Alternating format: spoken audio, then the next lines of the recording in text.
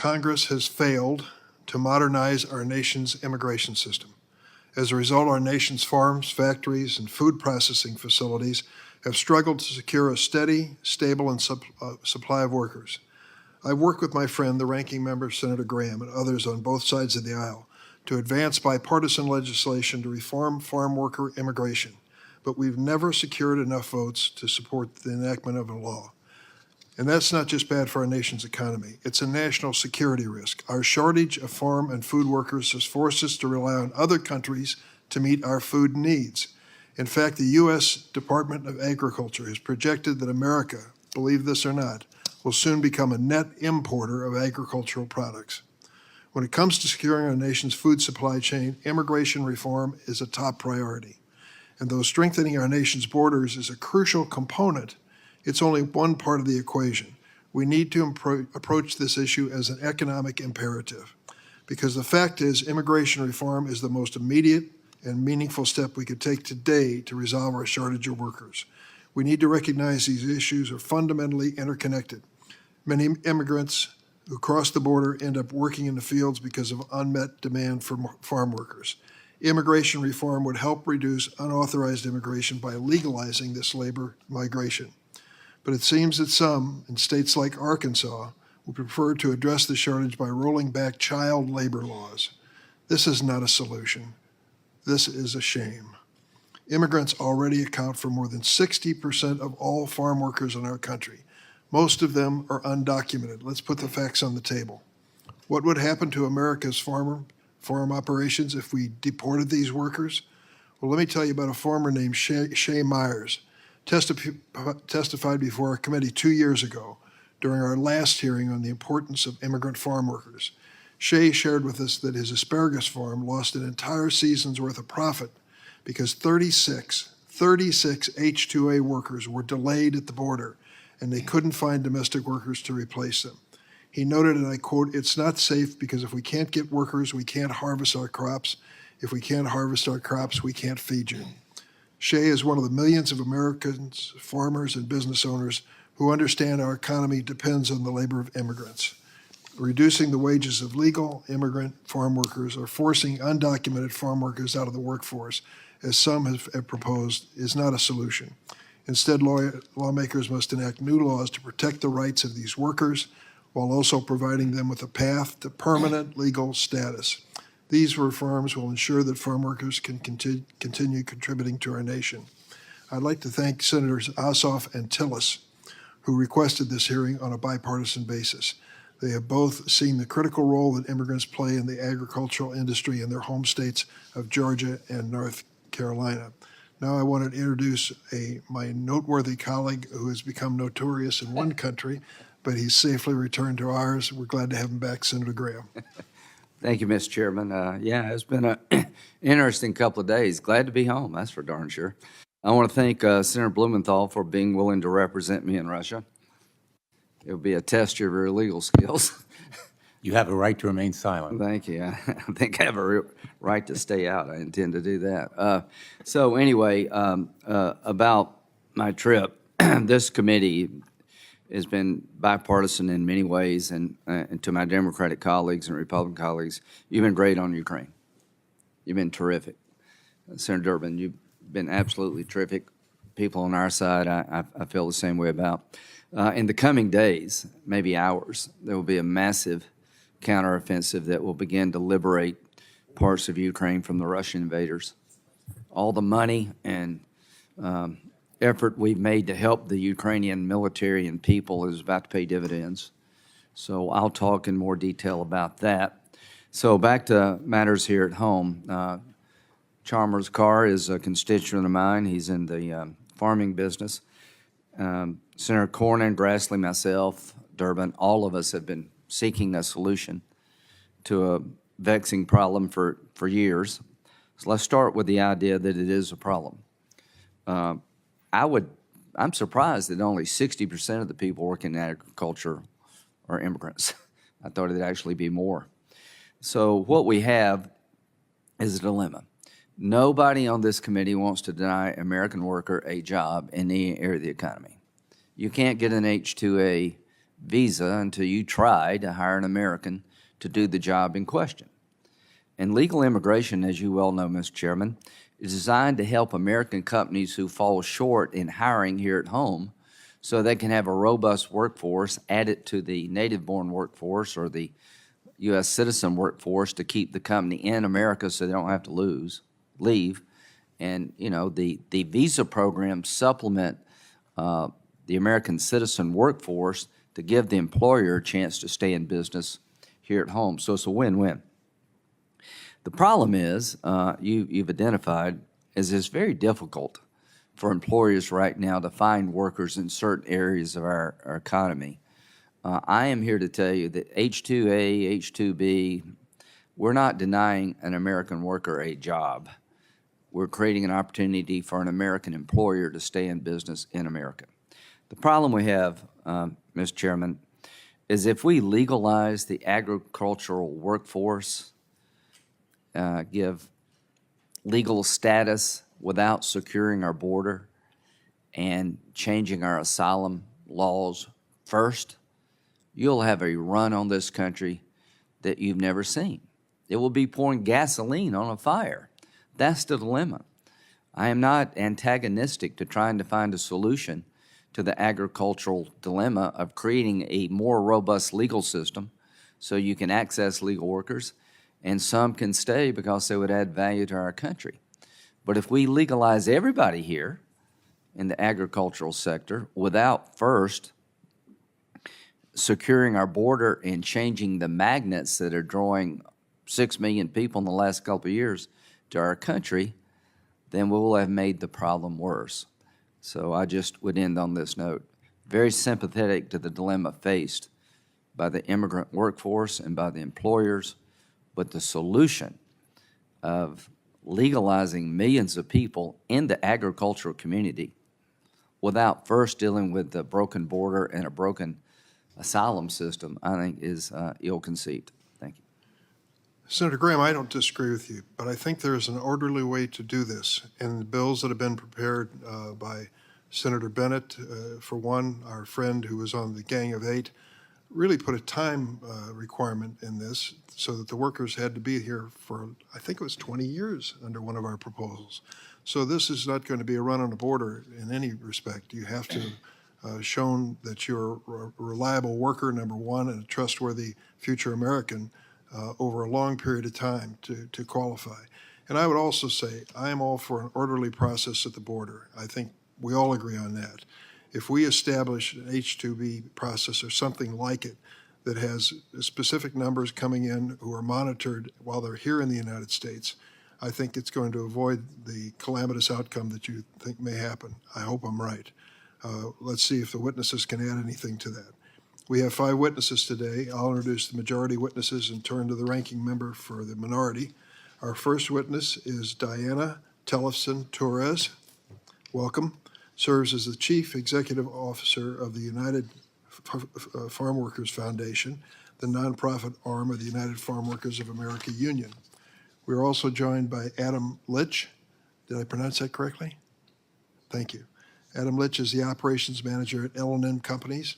The final majority witness is Daniel Costa, serves as the Director of Immigration Law and Policy Research at the Economic Policy Institute. Senator Graham? Thank you, Mr. Chairman. Our witnesses are Mr. Leon Socorro. Is that pretty close? Okay, thank you. He's currently an attorney in private practice where he represents agricultural employers and ag associations across the country. He previously served as Senate-confirmed Assistant Secretary of Labor for policy under President George W. Bush.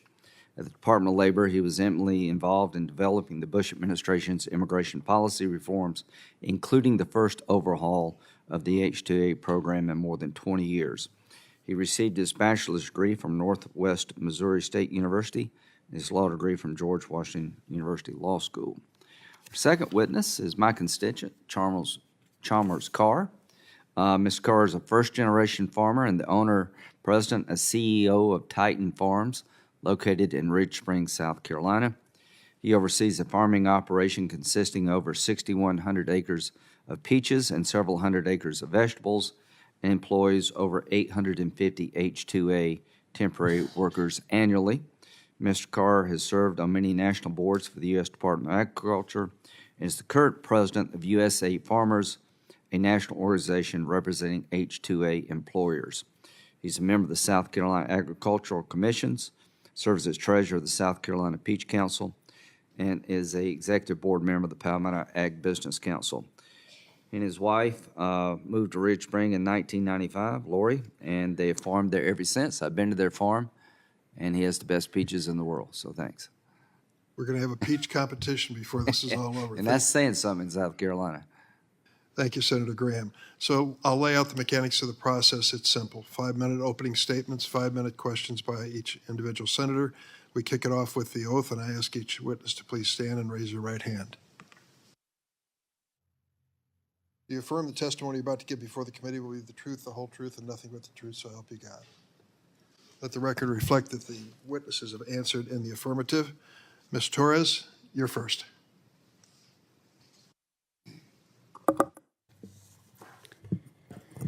Chairman Durbin, Ranking Member Grassley, and distinguished members of the committee, I want to thank you for this opportunity to testify.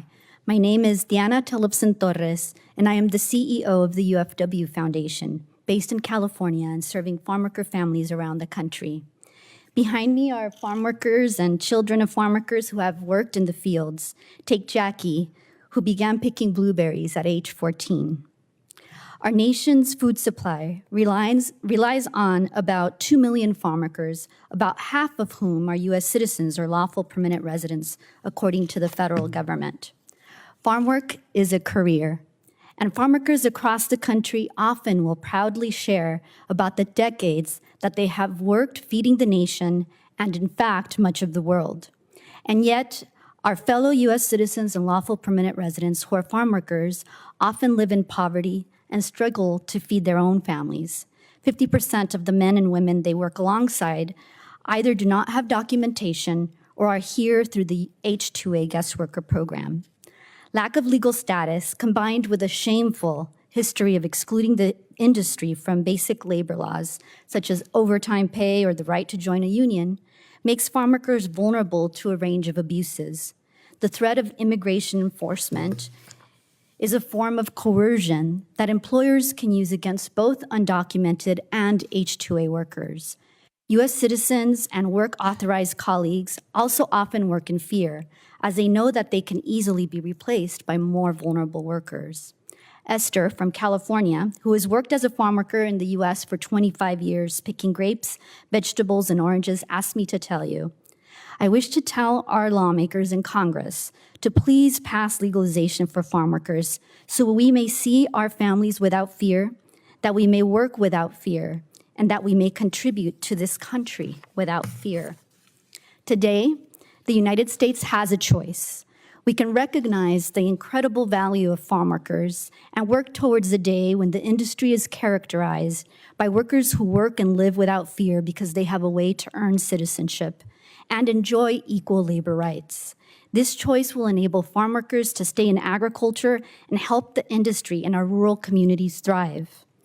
Or we can continue to turn a blind eye to the fact that too many farm workers work without legal authorization and that the existing H-2A visa program has become the worst source of human trafficking among U.S. visa programs, and workers in the program too often have their rights violated. The number of H-2A jobs approved by the DOL has increased rapidly from 79,000 H-2A positions in 2010 to 371,000 in 2022. It is hard to know which stories to tell when it comes to the lives of too many H-2A workers. I hope you have read my testimony and understand that the problems for H-2A workers most often begin before they even get to this country, because the system is dependent on recruiters that are able to discriminate in the workers they choose and often insist on the payment of illegal recruitment fees. Accordingly, H-2A workers come to this country largely indentured. Additionally, federal law excludes H-2A workers from the Migrant and Seasonal Agricultural Worker Protection Act, which protects farm workers' rights. Workers live in substandard conditions, work in extreme conditions for well over 10 hours a day, experience wage theft, and do not speak up because they will only be chosen to come back to the U.S. in future years if they don't complain. This is why our increasing reliance on the H-2A guest worker program in its current form threatens the conditions of all farm workers. Congress not passing bipartisan agricultural immigration reform that honors the women and men who feed us is an active choice to support a deeply flawed system, harming both workers and law-abiding employers. That is why we have worked for decades to craft bipartisan solutions to enable career farm workers to gain legal status and to reform the H-2A program. The farm worker movement, led by the United Farm Workers, has come to an agreement with most of the nation's major grower associations to move forward bipartisan agricultural immigration bills that won the majority votes in the House or Senate during the administrations of Presidents Bush, Obama, Trump, and Biden. And indeed, many of you here today have been part of those efforts. We have come so frustratingly close in passing agricultural immigration bills, and we remain ready to partner again. Thank you for the opportunity to speak to you about the important work that farm workers do. Thank you, Ms. Torres. Mr. Sequeira? Thank you. Good morning, Chairman Durbin, Ranking Member Graham, and members of the committee. I appreciate the opportunity to testify today about the critical role of the H-2A agricultural visa program in providing much-needed farm workers to America's farms. I've worked on employment and immigration policy for nearly 20 years. Throughout my career, there have been two constants on America's farms. First, a profound shortage of domestic labor, and second, misguided government policy that makes it harder to farm. Unfortunately for farmers, each year both of these factors get worse. The lack of sufficient domestic labor means that farmers with labor-intensive farming operations have no choice but to rely on the H-2A program to secure their labor. Throughout its history, the H-2A program has been plagued by complicated regulations, bureaucratic inefficiencies, high costs, processing delays, artificial limits on which agricultural employers can participate, and most distressingly, open hostility from the Department of Labor. Despite the program's numerous shortcomings, farmers have no other legal option. But each year, the Department of Labor seems intent on making it harder and harder to use the H-2A program. In the event there is any lingering doubt about whether there are sufficient numbers of domestic workers to take these farm jobs, a few statistics from the Department of Labor's data on the H-2A program will make this clear. In 2022, farmers submitted more than 18,000 applications for certification of about 370,000 positions. As part of the department's certification process, these positions were advertised nationwide, and farmers were required to hire any U.S. applicant who met the basic job qualifications. Last year, fewer than 300 U.S. workers accepted these positions. That's not 1%, that's not 0.5%. That is 0.06 of available farm worker openings filled by U.S. workers.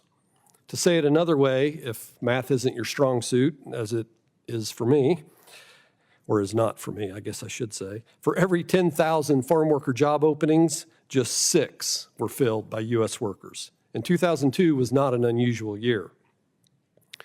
Participating in the H-2A program is no easy task, and it is certainly not for the faint of heart.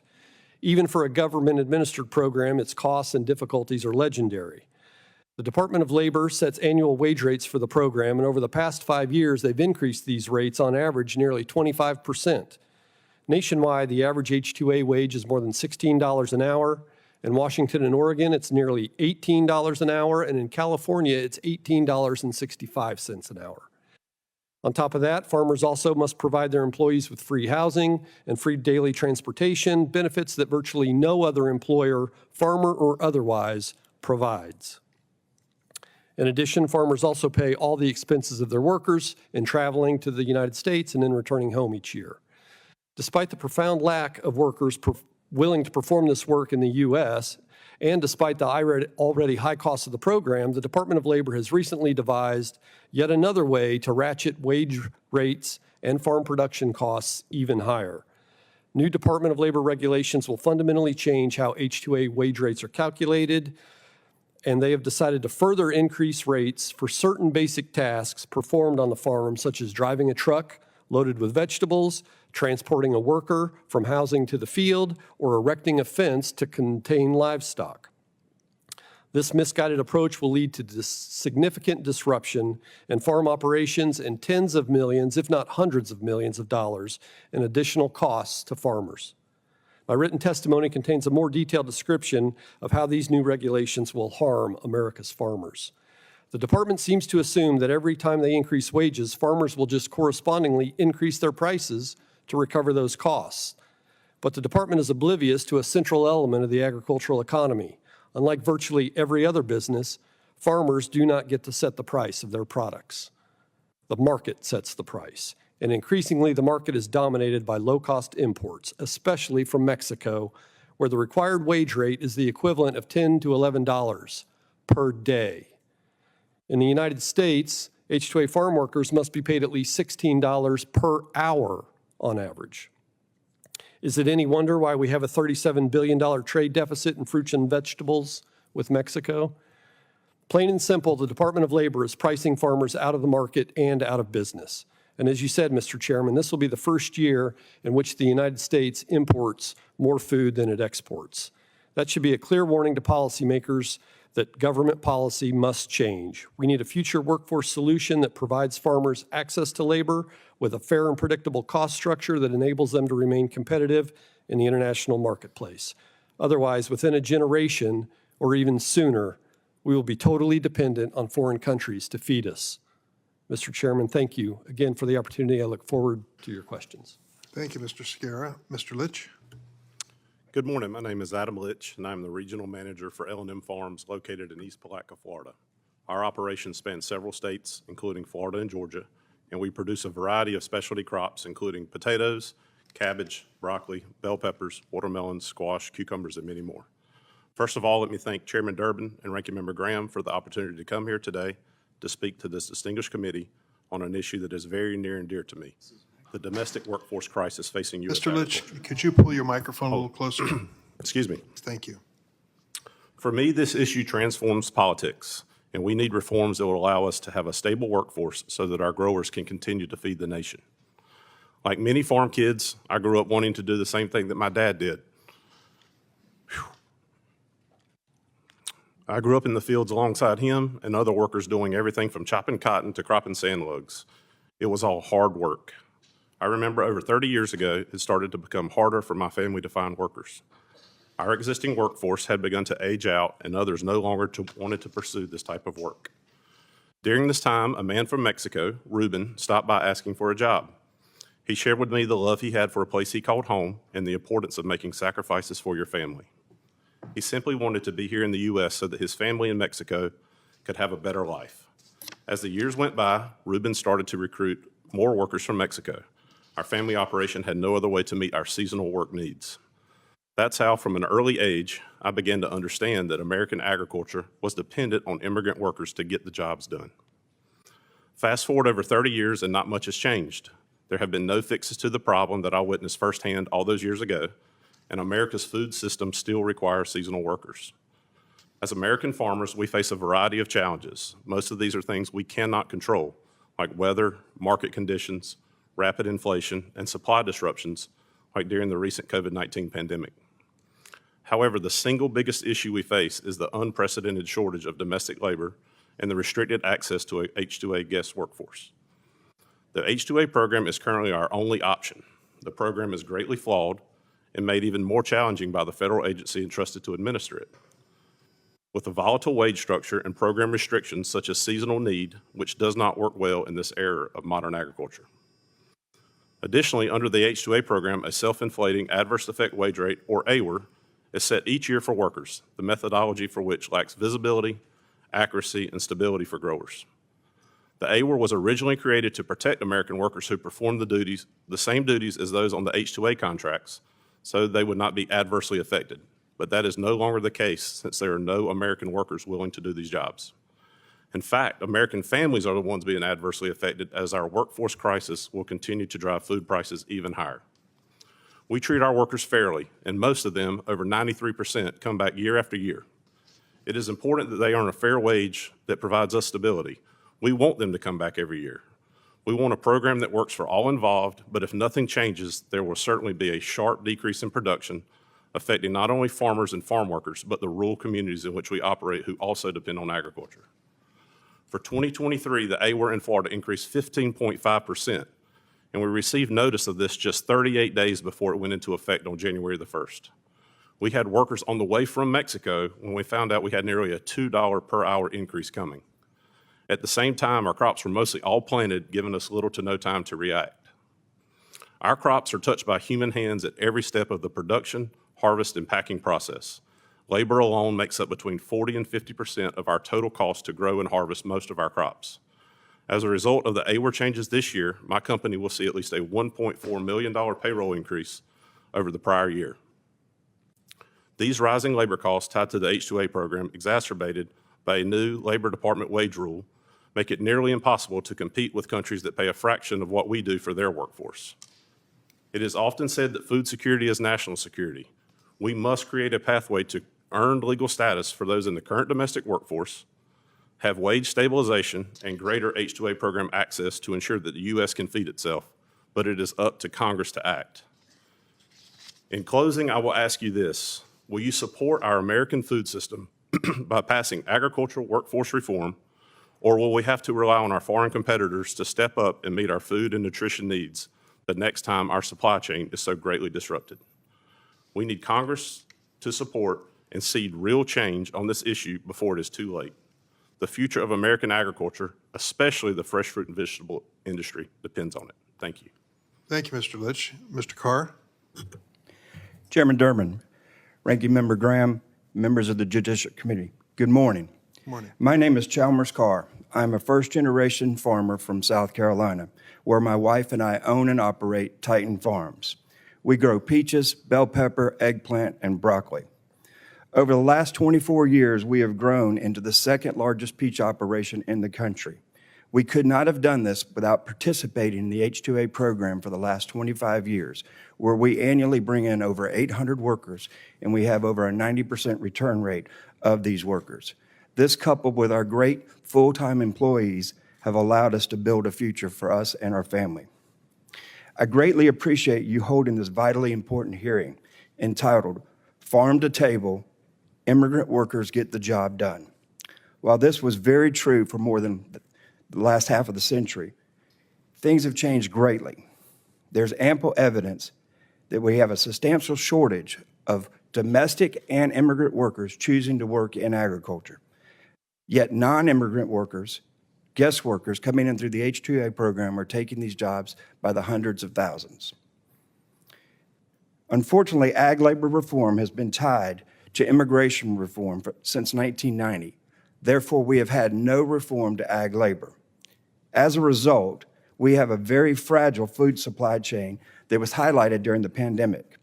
Food inflation is at an all-time high. Our imports and our dependence on foreign countries for food sources is growing rapidly. The Department of Labor is using a flawed wage methodology, which has increased wages nationally 7% this year and 24% over the last 5 years. 10 states this year, like mine, and like Adams in Florida, saw double-digit wage increases. To couple the problem, DOL has recently passed a new wage rule that will bring in new wages, higher wages, and more complexity to the H-2A program, adding fuel to this problem. Allow me to share a few impacts from our farm. Under the flawed AWAR methodology, this year our wages increased 14%. This will result in a $2.6 million payroll increase. But more importantly, it will raise the cost of our box of peaches 5%. This is what we call food inflation. The problematic new DOL wage rule will drive our wages up another 10 to 15%, adding another $2 million to our payroll. We will have to file 15 to 20 H-2A contracts annually instead of the 5 that we currently do. We will have to hire 2 full-time employees, 1 in HR and 1 in accounting, just to implement this new rule.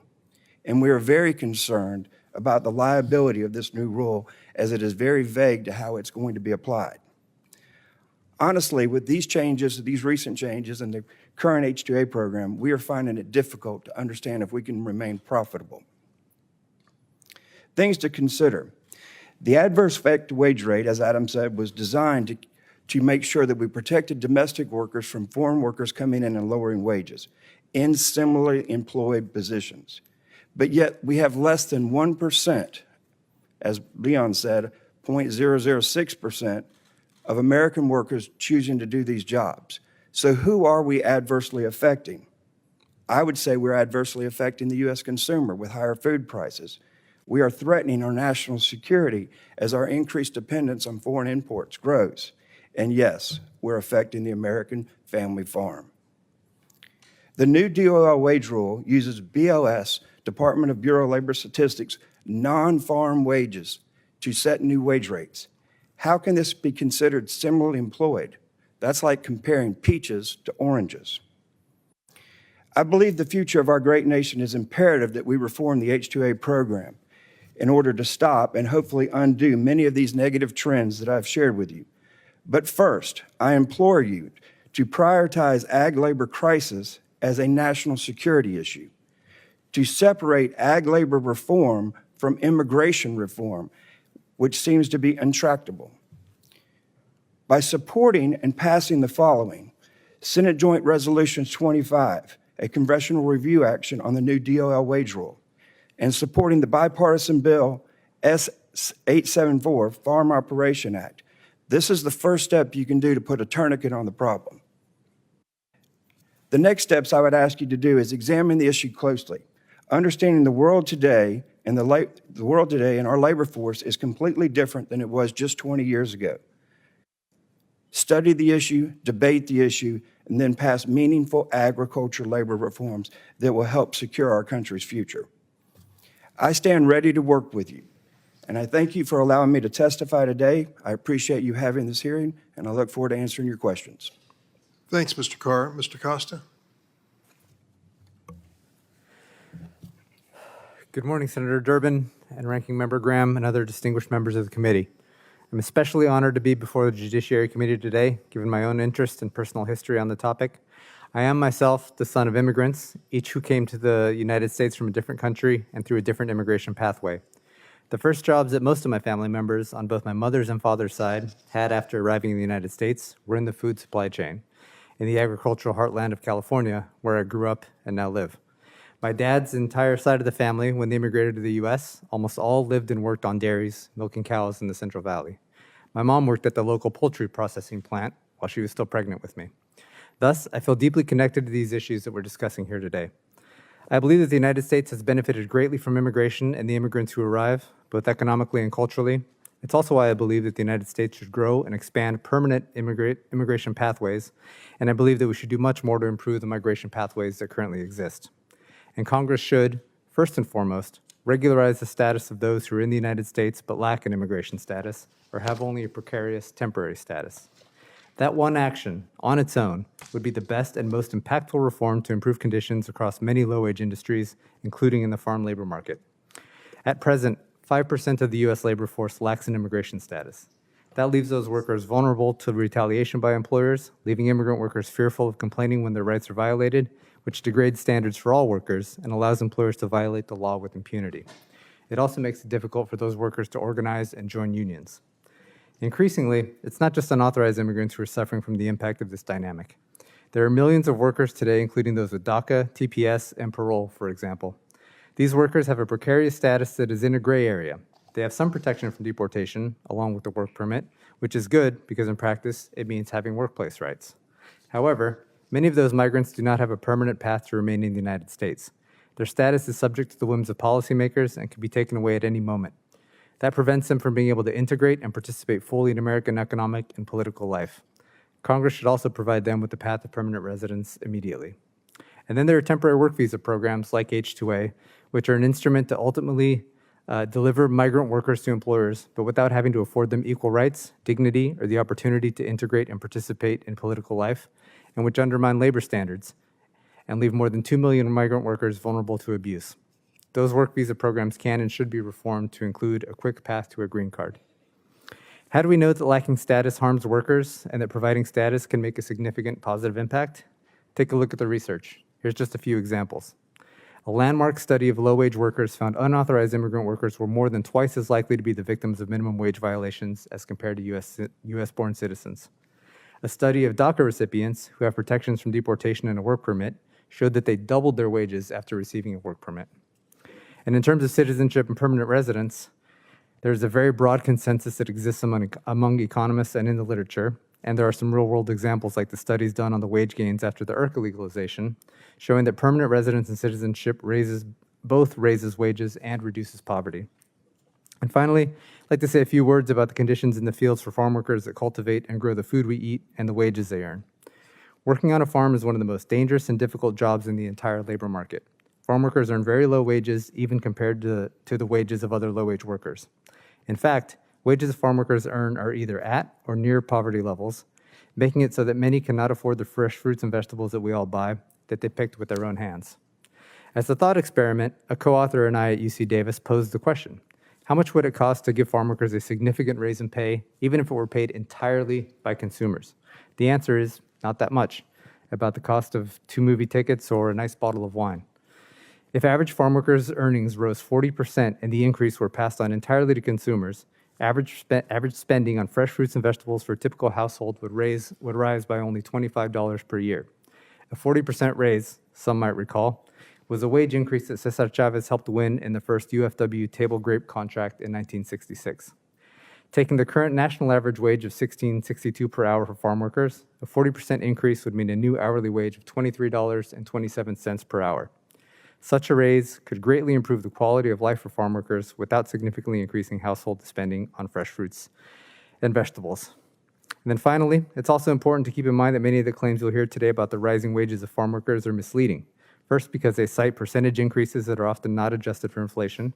And second, because the so-called large increases are almost always starting from a very low number, like the $12.41 an hour that H-2A farm workers earned in Florida last year, which is the biggest state for H-2A employment, or the $11.99 an hour they earned in Georgia, the second largest H-2A state. With that, I'll conclude, and I look forward to your questions. Thanks, Mr. Costa. I was just conversing with my colleague, Senator Graham, about our experience on the Gang of Eight. Was that about 10 years ago? Yeah. We had 4 Democrats and 4 Republicans, and we spent months putting together a comprehensive immigration reform bill, which passed in the floor of the Senate. Included in that farm bill was a section on farm workers agreed to by both growers and farm workers, and it involved a path to citizenship. It was, I think, a thoughtful and serious attempt to address this problem. It passed in the Senate, was never called for consideration in the House of Representatives. Senator Bennett has been one of the leaders on this issue from Colorado, Senator Feinstein, Senator Rubio, and a few others. I do believe there is a will to solve this problem. And the fact that it is part of comprehensive immigration reform is a fact that we have, we think, valid arguments in many aspects of immigration to consider it. And I hope we do. I ultimately hope we do. I want to say that I have no prejudice against growers and farmers at all.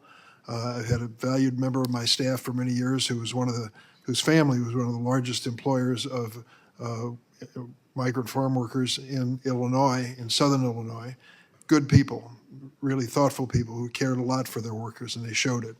I also want to say that we're living in a world that is hard to understand. I pass by these fast food restaurants and I see what's written on the signs outside.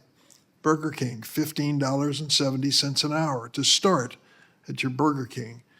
You go by on I-55 driving from Chicago to Springfield, you pass an Aldi warehouse, Aldi, of course, being a major grocery company. They're offering nearly $20 an hour for starting salaries. For people who come to work for Aldi, I don't know what they'd be doing, but it certainly would not start off as being too technical. And they're being offered $20 an hour to sign up. So when we talk about the current wage rate in this country, I think we have to be honest and realistic about it. There's a competition going on and a bidding war for our limited number of workers. Having said that, Ms. Torres, I read your entire statement. You didn't have a chance in 5 minutes to present it. And there are many parts of it that are just heartbreaking to think in America that this is taking place. Would you address the issue of wage theft?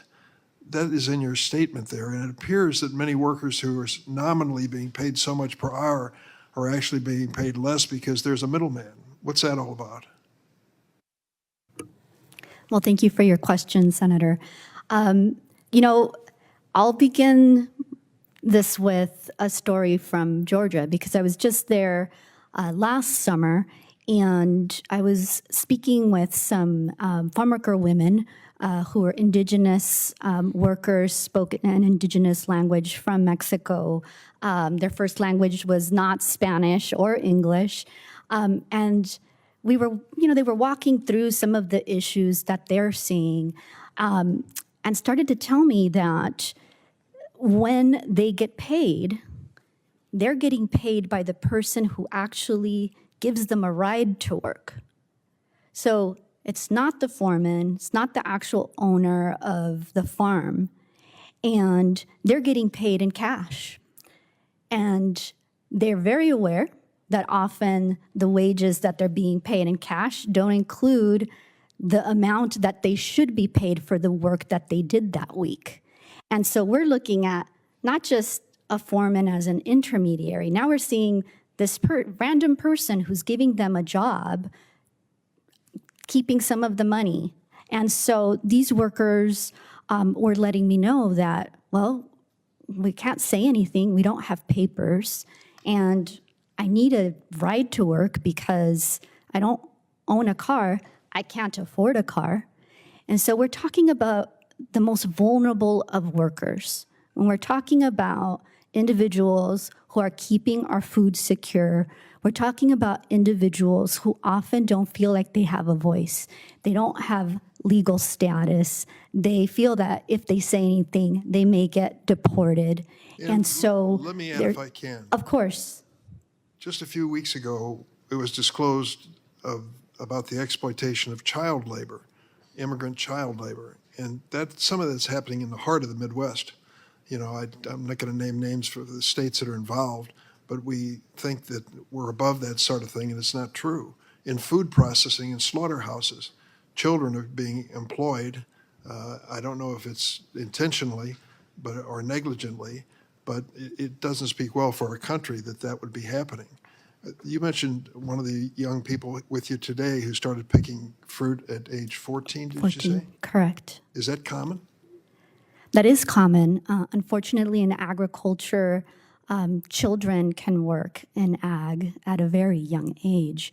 And so, oftentimes you have parents, we're talking about poverty wages here, where farm workers are making between median and mean somewhere between $17,500 a year to a little less than $20,000 a year.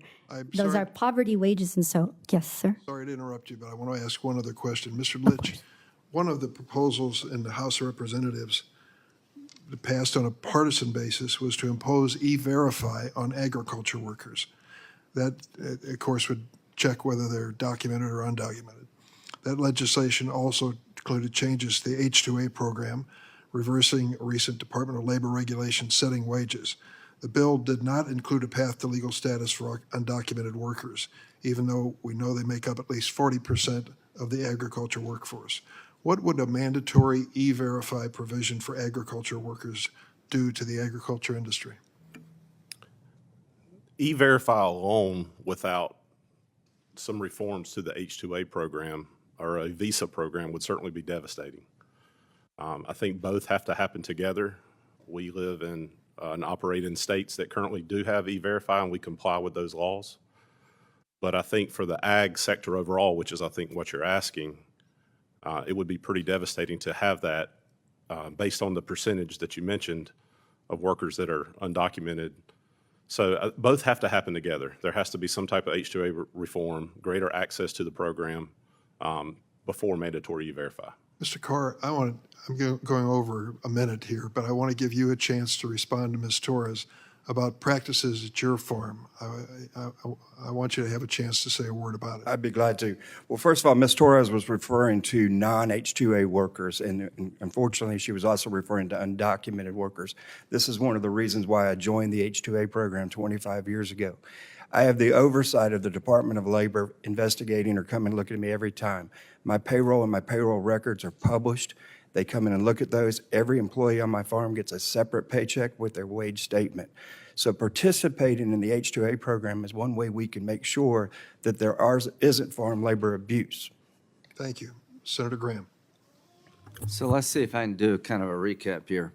Does everybody on this panel agree that, is it 40%, Mr. Chairman, of people working in agriculture are here illegally? Is that generally accurate? Senator, that's probably a low number in farm labor, actual crop growing, harvesting of crops. That is probably a low percentage. All right. The Yeah. data from the Labor Department says that it's about 44% are undocumented, but it's hard. That's obviously a very difficult population. Nearly half is what we've seen Okay. from the federal government. So yeah, some consensus there. Yeah, okay, let's just assume for a moment it's half. All right, America, half the people in the food supply chain and vegetables and peaches and all that other stuff we like to eat are here illegally. If they all left tomorrow, what would happen to the agricultural community? Mr. Carr? I would ask you what would happen to our country, because our food supply would go down and our food security would absolutely disappear overnight. What do you think? What do you think, Mr. Lynch?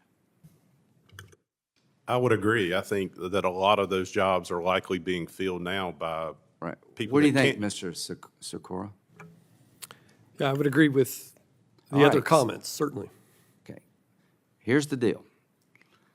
Half the people working here legally, if they left tomorrow, would be hosed. So how do you fix it? You find a way to keep them here on our terms without making other problems worse. Does everybody agree that's kind of a reasonable solution? They stay here, but they have to pay taxes. They have to earn their way into some kind of legal relationship with the United States. Does that make sense to everybody on this panel? Okay, good. Now, here's the problem. If we do agriculture alone, and I know Chalmers doesn't like hearing this, you're going to have to include other parts of the economy that have the same problem you do. Because there are a lot of people out there who want more labor like you do, and there are a lot of people on my side, less now, thinking this is not a problem at all. It's a problem. If you say there's enough American workers to make agriculture work in America, you don't know what you're talking about. And if you say that that we can survive in this country as farmers, given foreign competition, you don't know what you're talking about. We're going to import more food than we export because it's so much cheaper to farm in other places than it is here. So the goal we've been trying to achieve all these years, Mr. Chairman, is to fix this problem in a way that's a win-win. Is there any asylum reform in the bill that we're talking about regarding agricultural workers?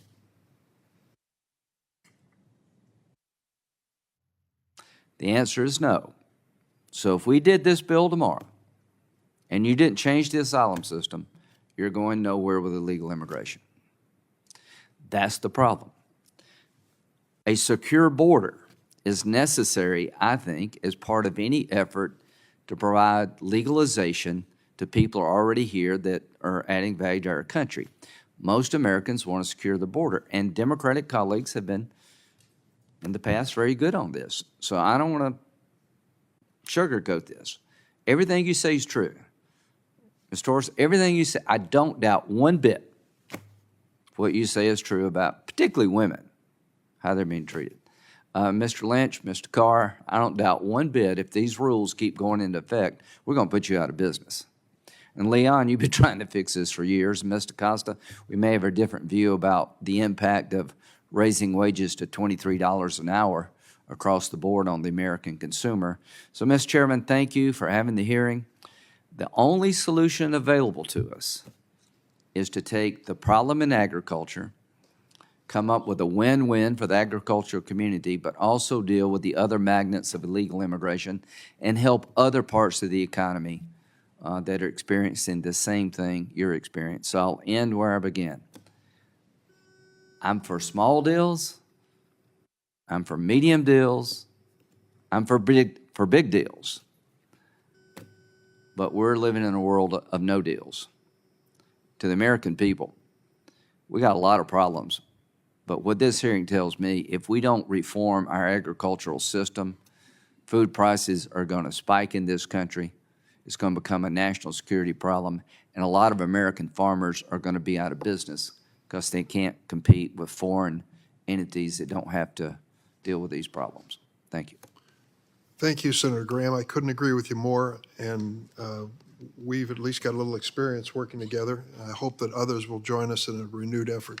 Senator Klobuchar? Thank you very much, Mr. Chairman. Thank you, both of you, for your work. I think that whether it is in the agriculture area, whether it's in manufacturing, whether it is in our nursing homes or hospitals, it is very clear that we need reform. I am been a long supporter of comprehensive immigration reform. I thought it was part of the original deal we had back when Bush was president, where we had a few Democrats in the room, and we also had Senator Graham, I remember, in the room. Then we had the bill that when Senator Grassley and Senator Leahy were leading the committee that passed through this committee. And then recently, Senator Rounds, during President Trump's time, led a group that we came up with an agreement that would have greatly helped on this front, but unfortunately, President Trump didn't support it. And so now we are where we are, and three times we came close. And I believe we need a reform that includes agriculture workers, but also includes other things like doctors and nurses and healthcare aides and the like. And I just don't think we're going to be able to wait anymore. I'll start with you, Mr. Lynch. You discussed how you've been unable to fill all of your job openings with American workers. Last year, Minnesota had 6.9 job openings for every 100 jobs in the state, the third highest job vacancy rate since the state started tracking data. It's the number one concern I hear in rural Minnesota, not just in ag, but with restaurants, manufacturing, and the like. I'm proud of our good economy in our state, but it's getting to the point, especially in some of our healthcare settings, where we simply don't have enough workers. As a business owner, could you talk about what challenges you faced? And also, last year, Senators Cornyn, Coons, Tillis, and I urged the administration to fix the backlogs that keep seasonal workers and businesses that rely on them waiting. Could you talk about that and what happens when there's a processing delay? I'll be glad to. Thanks for the question. Similar to the story that Chairman Durbin shared about Shay Myers mentioning a couple years ago his issues with asparagus, we had the same issue on our farm December of 21. We had 120 workers scheduled to come on December the 10th. There was delays at the State Department processing their visas, most of workers that were all returning. We had about 160 acres of broccoli that was ready to harvest that we completely lost. We're unable to harvest. Our loss on that field of broccoli, or those fields of broccoli, totaled somewhere around $600,000, which was a significant hit on our crop and ultimately led to us losing pretty significant money for the season just because we lost that much because we did not have the workers to harvest it. So I think one of my concerns going forward with the new OEWS wage desegregation, and one of the issues that could create is like one of the issues that Chalmers mentioned on the increase in applications. So I think a lot of employers are looking to do that. They're having to desegregate, list these different jobs on different contracts. And I'm worried that there's already significant delays within both DOL and at the State Department that this could create an even worse backlog. So that's a major concern going forward. Okay, thank you. Ms. Tellefson-Torres, you talked about human trafficking and how there have been ag workers that have fallen victim to that.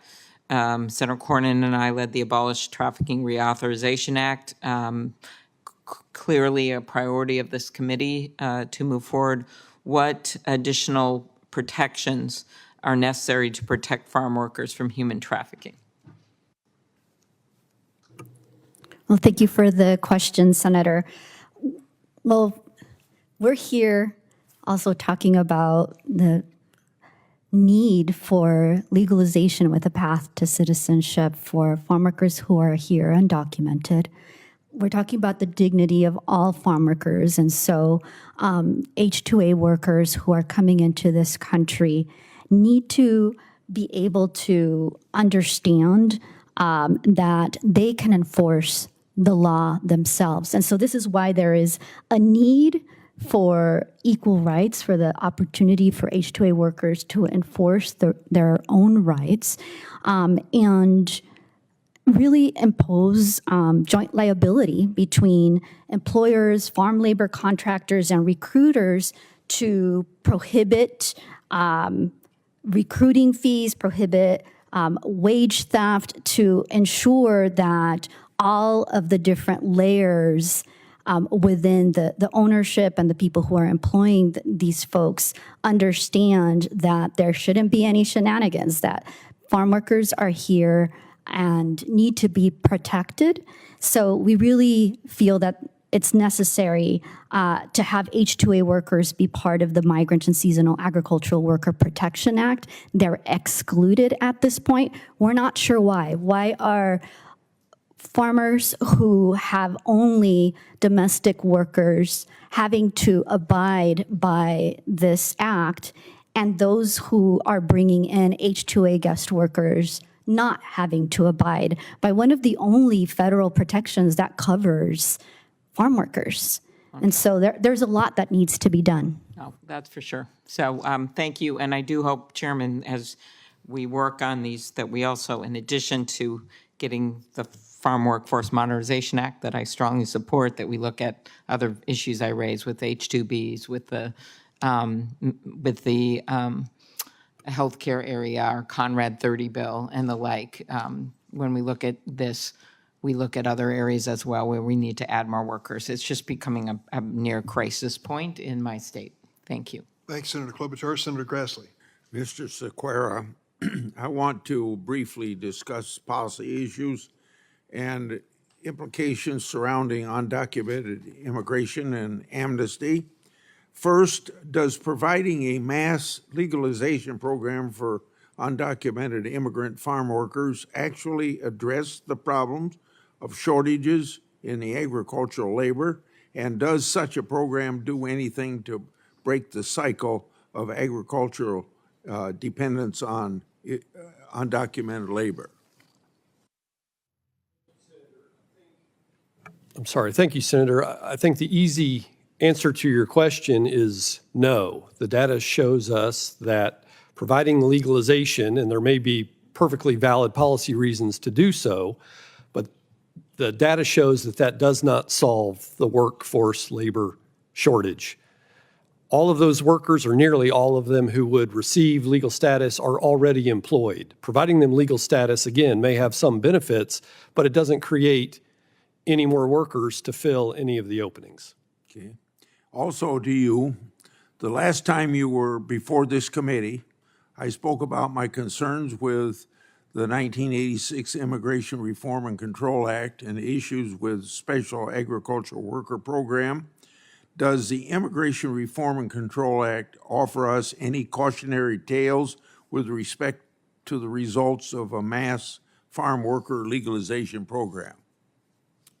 Yes, Senator, it does, which is it's the exactly wrong approach to take. Providing legalization without ensuring a workable, future, reasonable guest worker flow doesn't solve the problem. The workers who were legalized under the 1986 amnesty quickly left agriculture to pursue other jobs in the economy, and no one can blame them for attempting to move up the economic ladder. That's part of the American dream.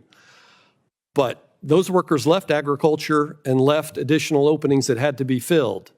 And with no reasonable means of filling them through any legal process, and with virtually no enforcement at the border, workers flooded across and filled those jobs that the recently legalized workers had vacated.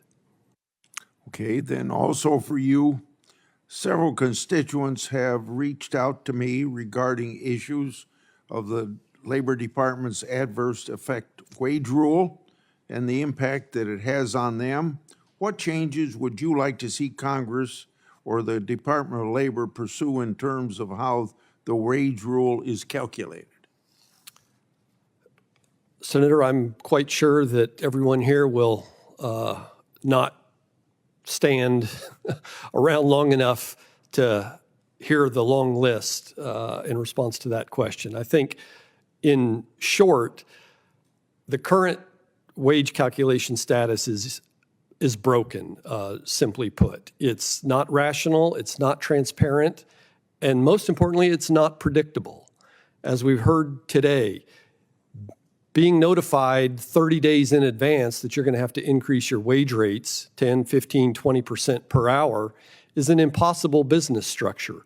Farmers are already committed for the year. They've already gone to the bank. They've already borrowed money based on what they expect their expenses are going to be. And the Department of Labor at the 11th hour will dramatically raise them. And they do this year in and year out. It's worse this year because the department has now pursued an entirely new methodology and theory for trying to raise certain wage rates. It's going to insert even more unpredictability and more complexity into the system. And the bottom line is it increases costs for farmers by tens of millions of dollars. Mr. Carr, we all know that farmers are struggling to find stability for their labor pool. In your view, what are the main drivers of the agriculture sector's reliance upon undocumented immigration labor? When you say reliance on undocumented labor, the first and foremost is we have a society, a domestic workforce that is not choosing to do these jobs. It's clearly and amply pointed out when you see that less than 1% of Americans apply for the over 300,000 H-2A positions authorized every year. So it's an economic incentive for a foreign worker to come to this country. They're coming here not to migrate here and become citizens here. They're coming here for the economic opportunity. If we created a better guest worker program and reformed the H-2A program, we could solve this problem and we could have a legal flow of workers coming in and out of this country to support our domestic food production. Thank you, Mr. Chairman.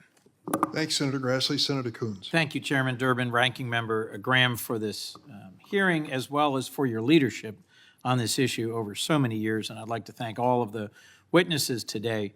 In my home state of Delaware, immigrant labor is absolutely key to agriculture. Roughly 40% of our state's land is in agriculture. Although we're a small state, ag is a big part of our economy. The family farms that are largest in my state, Pfeiffer, Vincent, Papin, others, all rely on immigrant labor to harvest our fruits and vegetables and are essential. And the badly broken H-2A system and overall immigration system imposes real and lasting costs. When I meet with farmers in Delaware, they raise the need for more reliable, more transparent, more fair labor system and faster processing in order to feed our nation and the world. And I think we need to be mindful that we owe the food on our tables to farm workers who've kept these farms growing despite shortages, uncertainty, unpredictability. And in my view, their tireless hard work under the sun must earn them a place outside the shadows of the American system. And to do that, we need to move, Mr. Chairman, towards an immigration system that is safe, humane, orderly, fair, and consistent with the rule of law. I was pleased to see an initiative last week by Representatives Salazar and Escobar to introduce a Bipartisan Dignity Act, a bill that would include substantial investments in border security, significant reforms to our asylum system, a path to legal status for Dreamers and others if they meet work requirements, and reforms specifically to our agricultural workforce. It is clearly a work in progress, but it's a start. And it's clear to me that the ball is now in our court in the Senate to answer a simple question: what can we find 60 votes to do and to finally get done, particularly in this area, to address a system every senator knows has fundamental flaws. So I'm committed to working with my colleagues to find a path forward, and I hope they will join me in doing so. For years, I've heard from Delaware farmers that the H-2A programs application process is too complex, too time-consuming, too costly, too unpredictable. Many have to hire a consultant just to fill out the forms and pursue this. The process can't be sped up when needed to catch an early harvest. This past mild winter in the Mid-Atlantic caused whole fields of strawberries and asparagus to ripen weeks early, and multiple Delaware farms lost produce because their H-2A workers hadn't arrived yet, and there was no flexibility to allow them to arrive a week or 2 or 3 earlier. Mr. Litch, could you just talk a little bit about how you've seen that same dynamic and what pending legislation might do to address the issues I just raised? Yeah, thanks for the question, Senator. Like I mentioned earlier about, you brought a good point about crops maturing early. We're obviously picking a date out on the calendar that we want our workers to arrive. And so months in advance, 3 to 4, sometimes 5 months in advance when we start working on these applications. And obviously Mother Nature deals us the card that we're dealt. So we have a seed to put in the ground when we think it'll be harvested. And so the uncertainty of that is pretty dramatic. I will say for our operation, we have just kind of, especially after the issue we had a couple years ago with our crops getting ready, the crew not able to come, we've just had to kind of cut back on what we do earlier, what we're putting at risk, because we have a continued worry that will happen. As far as legislation that's currently out there, I think any of them, obviously it has to be a bipartisan effort. We understand that. We have to have both sides, but we also need to address both parts. The workforce that is here, and we have to address these changes to the H-2A program. So we cannot have one without the other. Well, we've been achingly close over and over in the 13 years I've been here. Mr. Costa, I know I'm about to run out of time. I was struck by your testimony that addressing our economic workforce needs is not just a matter of reforming the employment-based system. It's about addressing those who are here who are undocumented and providing lawful and orderly pathways for people to come here more generally. Could you just elaborate briefly on those points as well? Sure. Having a permanent status means in practice having labor and employment rights. It also means not being afraid to leave your house to go to work and show up at your job. And so that is one of the main ways that you can really stabilize the workforce and allow people to know that they can show up at work. In many cases, it'll also mean being able to join and form unions. Although unfortunately in agriculture, farm workers are not covered by the National Labor Relations Act, so it wouldn't help farm workers for that, but it would for other undocumented workers.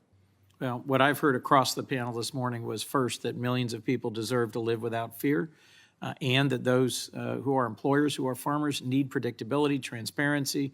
If we're going to have a legal system, we need to make changes here, and we are falling short of what all of you need and deserve. Thank you, Mr. Chairman. Thank you, Senator Coons. Senator Cornyn? Thank you, Mr. Chairman. Thanks to each of the witnesses for being here today. The problem you're describing is real, and I just want to make sure everybody's clear. Mr. Carr, Mr. Litch, you're not suggesting that any immigrant worker that has an H-2A visa would get a job that an American citizen was ready, willing, and able to perform, are you? No, sir. You have to go through an application, and DOL has to certify that there are no domestic workers willing and able to take those jobs. Correct, and we have to report to DOL the number of applications that we get for the jobs that we do have posted. You heard the number earlier, but we think it's less than 0.5% that apply for the jobs that we post and advertise for. Well, I note that the Farm Workforce Modernization Act, which passed the House last year, hasn't even been reintroduced in the House of Representatives this year. So I'm not really sure what bill it is we're talking about, but as one or more of you have noted, there's no way anything's going to pass unless it passes both houses of Congress and gets signed by the president, which means by definition it has to be bipartisan.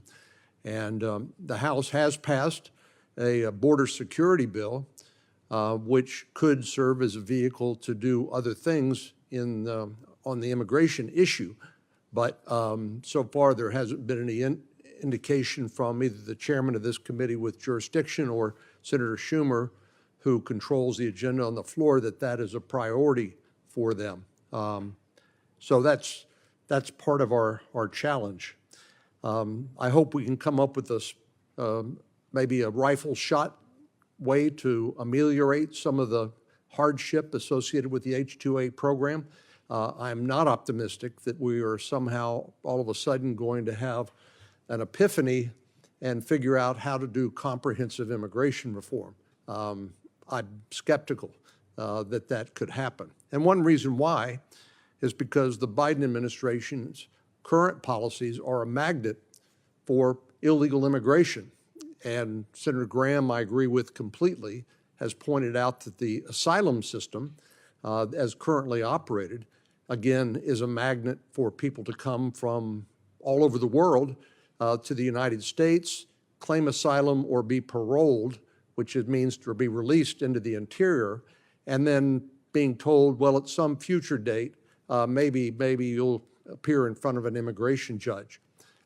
I'll repeat something that I've said before, an experience I had when a bipartisan group of senators went to the Yuma sector, the Border Patrol sector, agricultural community there in southwestern Arizona.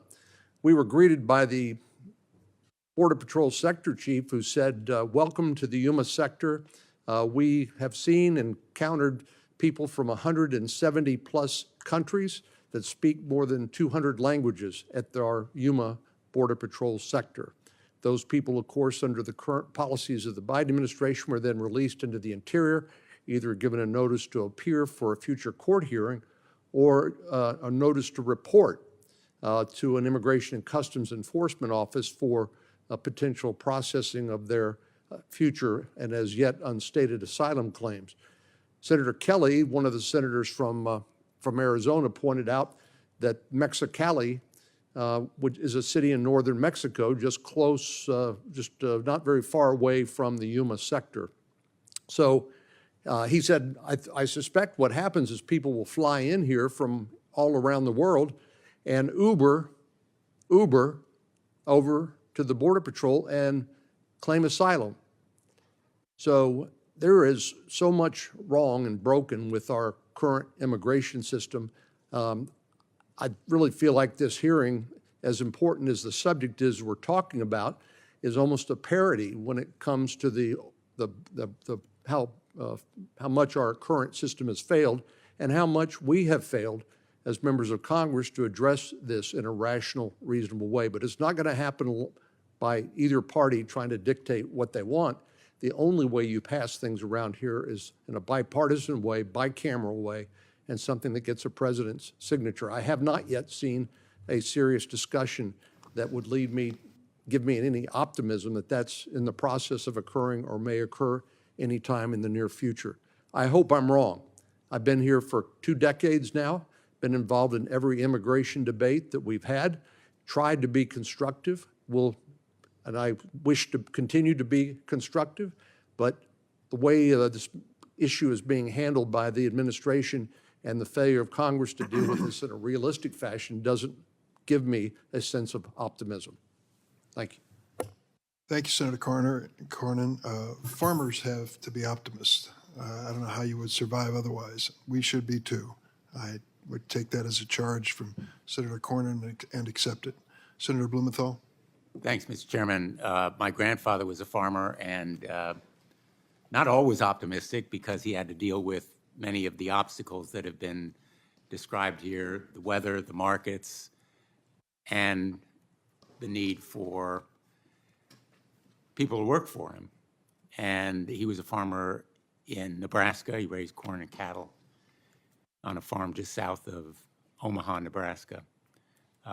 But I do think, in the interest of being constructive, to use my colleague's term, we can replicate the kind of process that we had in 2013 when we passed in this committee. I was proud to be a part of it, a bipartisan effort, comprehensive in dealing with many of these issues. I think it's not only possible, it's obligatory at this moment in our history. So I would like to work with you, Mr. Chairman, and the ranking member in this effort. I have supported the Farm Workforce Modernization Act. which would expand the H-2A program by permitting year-round contracts. And in our state, dairy farmers and produce farmers are desperately in need of this additional workforce. But right now, this system, as the senator from Texas said so well, is broken in fundamental and disastrous ways. One effect is not only on the prices of commodities for consumers, but also the human toll on workers, particularly in illegal trafficking. And I want to expand on the questions asked by Senator Klobuchar to you, Ms. Torres, dealing with the issue of trafficking. I know that your response to her was that one solution would be to include H-2A workers in the Migrant and Seasonal Agricultural Worker Protection Act, which would give them remedies and rights. My fear is that they would be reluctant in seeking to enforce those rights. They would be intimidated by a system. Perhaps there would be private efforts to aid them. But isn't the issue of enforcement fundamental, even now, to preventing the illegal recruitment fees and other measures that are right now a violation of law under our current statutes? Don't we need more aggressive enforcement by the Department of Labor? That would be a resounding yes. We do. We definitely need more increased DOL enforcement. I think just you mentioned workers coming forth, even when they do have rights, right? That worker representation is also helpful, right? Organizations that work directly with workers that can develop the trust, like unions, for example. It's important for workers to understand what their rights are. We're talking about very vulnerable workers who sometimes don't know how to read and write even. I mentioned the indigenous workers that I've met with in Georgia. So it's important to understand that sometimes even the rights that workers do have aren't always, the workers will say that the laws on the books are not the laws in the fields. And so it's really important that workers understand what is available to them. And I also want to just say that, any legalization program would be undermined if we just move forward with H-2A enforcement, H-2A changes in isolation. So, any type of policy really has to be something that is addressing undocumented workers here and that is addressing the H-2A worker protections that are needed. I would suspect, and I think you would agree, that the kinds of abuses that are documented in the Polaris Project, in Operation Blooming Onion, you refer to them in your testimony, are much more widespread. And I agree with you that it has to be more than just one piece of this framework to prevent illegal trafficking, wage theft, other abuses. There has to be a comprehensive approach. Would you agree? I would definitely agree, yes. My time has expired. Thanks, Mr. Chairman. Thank you, Senator Blumenthal. Senator Blackburn.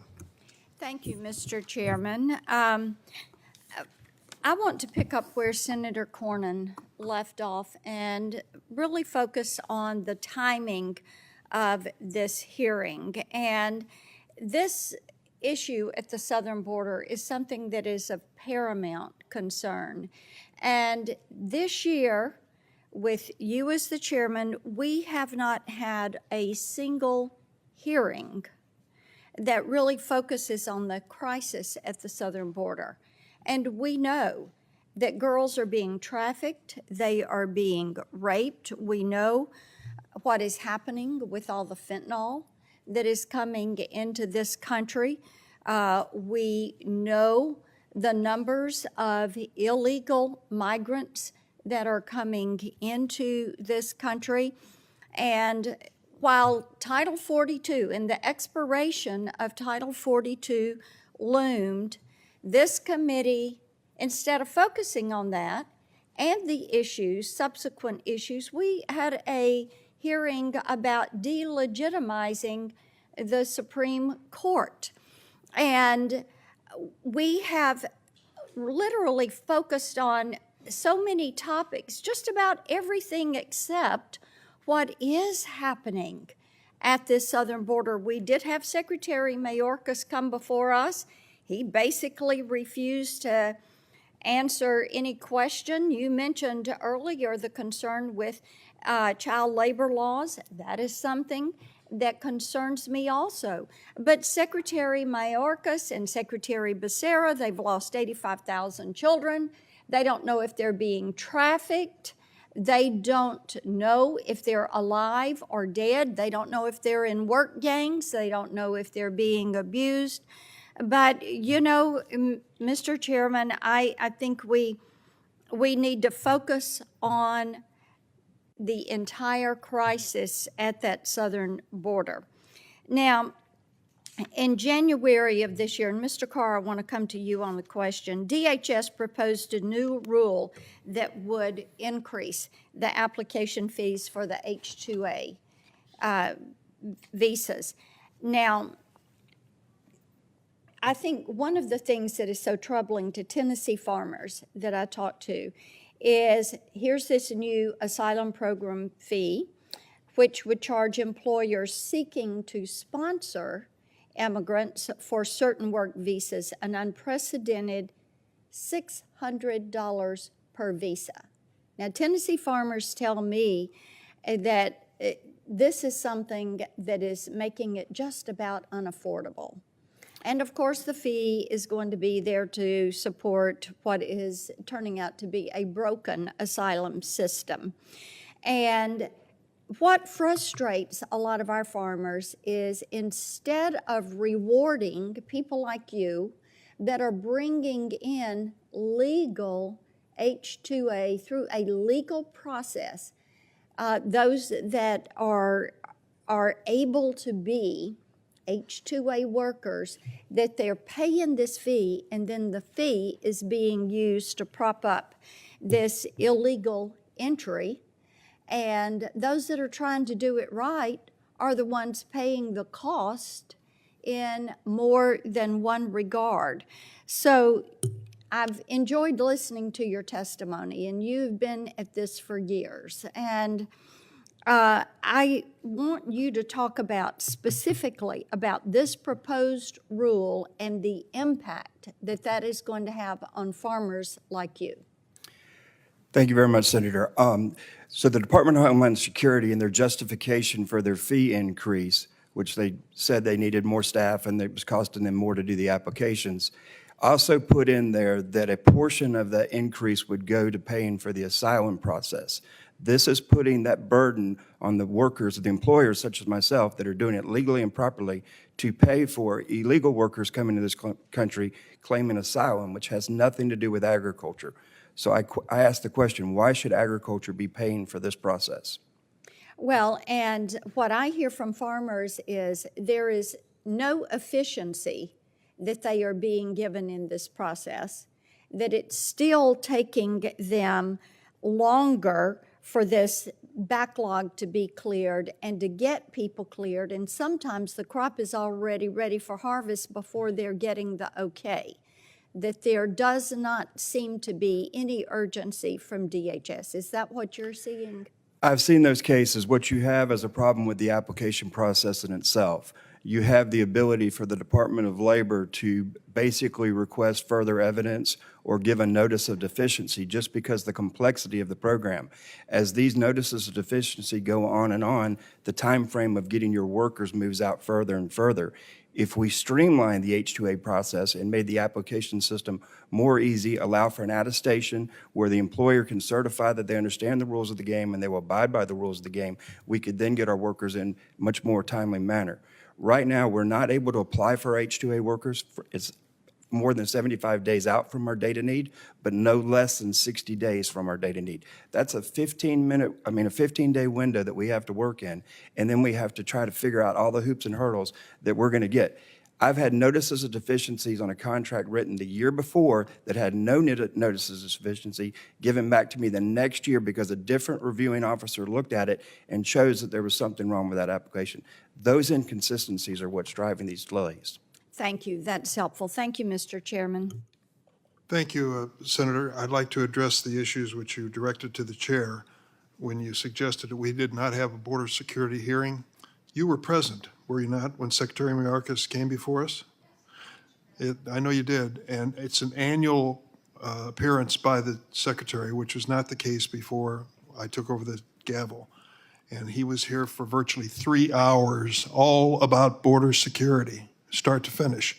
So And to say that, refused to answer, well, Mr. Chairman. that's your conclusion, Senator. You're entitled to your conclusion. questions. The second point I want to make about a hearing on delegitimizing the Supreme Court, I sat here thinking, what is she talking about?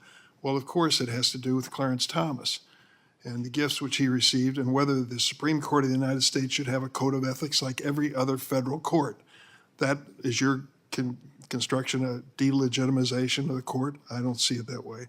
In terms of the fentanyl, thank you for coming last night, you and Grassley. Senator Grassley came with a presentation from DEA. I hope you understood it was a bipartisan effort off the record so that we both understood the issue better. We're not ignoring it. We're trying to address it in a constructive bipartisan way, and I'll continue to do that if I can. Senator Hirono. Thank you, Mr. Chairman. I thank all of the panelists for your testimony. Clearly, we have a broken immigration system, both on the legal immigration side as well as the undocumented persons who are in our country, some 11 million or so. Mr. Costas, I understand that in terms of the percentage of people who are in the ag sector who are undocumented, perhaps some 45% of the ag workers are undocumented. It's hard to tell because it's not an easy statistics to get, but a very large percentage of ag workers are undocumented. And then those with H-2A visas, these are legal migrants, constitute perhaps 11% or so of those in the farm segment, ag segment. Are those accurate About 10, it's, statistics? depending on how you count it, somewhere between 10 and 15% of the ag workforce, yes. So of the 45% or so of the ag workforce who are undocumented, they are the most exploited in terms of recruiting fees, wage theft, and all of that. I would Correct. say they're very similarly exploited. I know that H-2A workers technically have a legal status, but they arrive here usually after paying illegal recruitment fees, which leave them in debt, which leave them sometimes more vulnerable than undocumented workers because they don't have family here and a network here. Thank you. I realize that it is not an easy thing to determine what steps we should take. Some of the information I have, for example, Mr. Costa, is that if we were to increase the legal pathways to enter our country, I'm not talking about pathways to citizenship, but just increasing, for example, our visa program, it reduced illegal crossings at the southern border. Does that make sense to you, that if we were to increase the availability of legal visas, that would decrease the illegal border crossings? I have pushed back against the administration's efforts to channel the flows at the border into these indentured worker programs. I'm not sure. I think it makes more sense to expand our asylum programs and expand refugee numbers because the people who are showing up at the border are mostly people who need protections. So I'm sorry, I'm running out of time. So while there may be some connection, there are all these other issues with regard to persons presenting themselves at the southern border. I agree. I think both you and Ms. Torres indicate, more so Ms. Torres, that H-2A workers perhaps should be covered under the Migrant and Seasonal Agriculture Worker Protection Act. I think Ms. Torres testified to that. Mr. Costa, would you agree that we should contemplate doing that? Yes, absolutely. And I would add on to what Ms. Torres said about labor enforcement in agriculture. Last year, we had the lowest number of inspections of agricultural employers that we've ever had on record. And the funding levels for the Wage and Hour Division are at 2006 levels after adjusting for inflation. So there just aren't enough inspections to be able to protect workers in agriculture.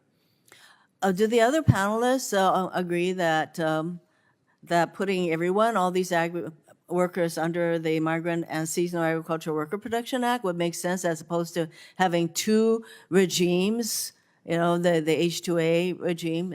Would you agree that we should consider putting everybody under the Migrant and Seasonal Agriculture Protection Act? This is for the other three panelists who have not responded. Senator, I would not. I would not support that. Of course, ultimately, that's a decision for Congress. But when the Migrant and Seasonal Ag Worker Protection Act was passed by Congress, a conscious decision was made to exclude H-2A workers. Yes, I realize that, but it doesn't make a heck of a lot of sense to me. You I would say, disagree? yes, it is principally because there are no protections in the Migrant and Seasonal Agriculture Worker Protection Act that don't exist in H-2A. And in fact, the H-2A program has far more. The one difference is under the Migrant and Seasonal Ag Worker Protection Act, workers get a private right of action to sue their employers. And Congress determined that was a bad policy to extend to H-2A employers. Well, in my view, giving the employees a right of action is probably, I would consider it a positive thing. Mr. Lynch, what do you think? I would have the same concerns that he shared. I think there's a lot of protections under the H-2A program that are already granted. And it all boils down to, you know, what I mentioned. We treat our workers fairly. We want them to continue to come back. We have a lot of incentive to make sure that they're treated fairly and so that they want to come back. We want the same skilled workforce to return year after year. Mr. Chairman, if I could ask Mr. Carr to respond also. Thank you. My H-2A workers are part of my family. I've been in this program for 25 years. I started with 175 H-2A workers in 1999, over 800 now. They've come, they've built their families, and what they've done is grown the prosperity for their families back home. So to think that we're going to mistreat them is absolutely erroneous. I would say to you also, if you come to my farm, and I invite each and every one of you to come to my farm, every one of my farm workers have cell phones with cameras and have access to the internet. If we were doing anything wrong, I would be on CNN tomorrow, and every other farmer would be too. But back to your question about the Migrant Seasonal Worker Protection Act, there are more rules and regulations in the H-2A program that go far beyond protecting workers that the Migrant Season Protection Act does. What it does by putting it into the program, as Mr. Leon Square said, is it gives the right to private right of action, which means that farmers are going to be carried into law, into courts of law where they're not comfortable, particularly maybe not even in their home state, to have to defend themselves, often from frivolous lawsuits. Under the H-2A program, workers are guaranteed a wage, they have a contract for a wage, a contract for employment, and are provided free housing and free transportation, whereas any other workers in agriculture are not afforded or not given those rights.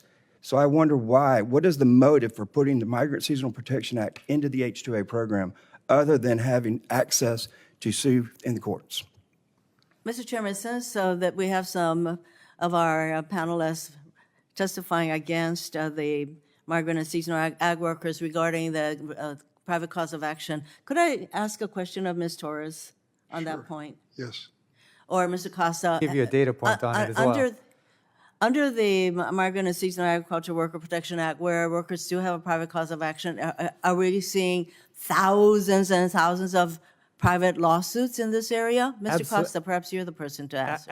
Absolutely not. What we saw for the workers who actually have that right to bring a right of private action, I believe there were 33 lawsuits nationwide last year, with 300 out of 300, out of the entire farm workforce. Thank you very much. Thank you, Mr. Chairman. Thank you, Senator Hirono. Mr. Carr, I hope the only reason that you're going to appear on CNN is for the quality of your peaches. Senator Kennedy?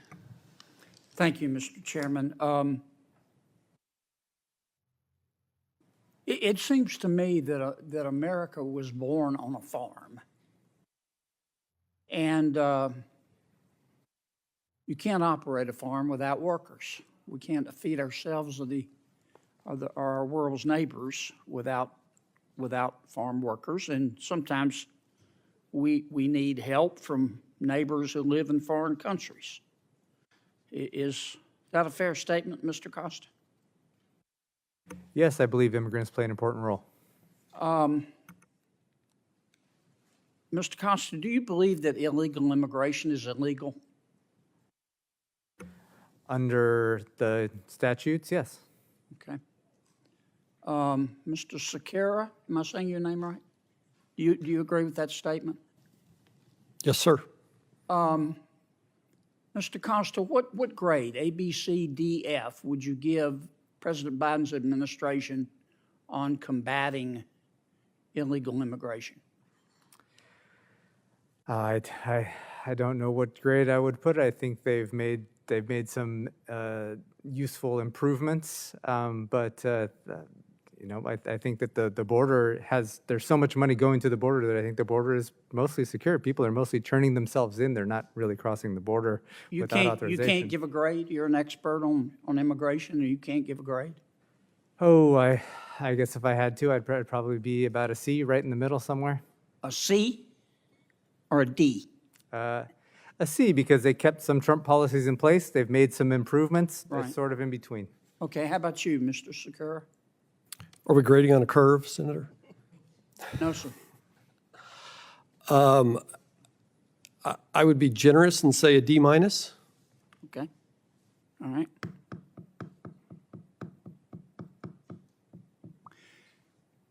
Can we agree that either President Biden's administration believes in open borders, or the person that he has put in charge of making immigration policy is not qualified to manage a food truck? I would fully reject the notion that the Biden administration believes in open borders. Okay, how about you, Mr. Secure?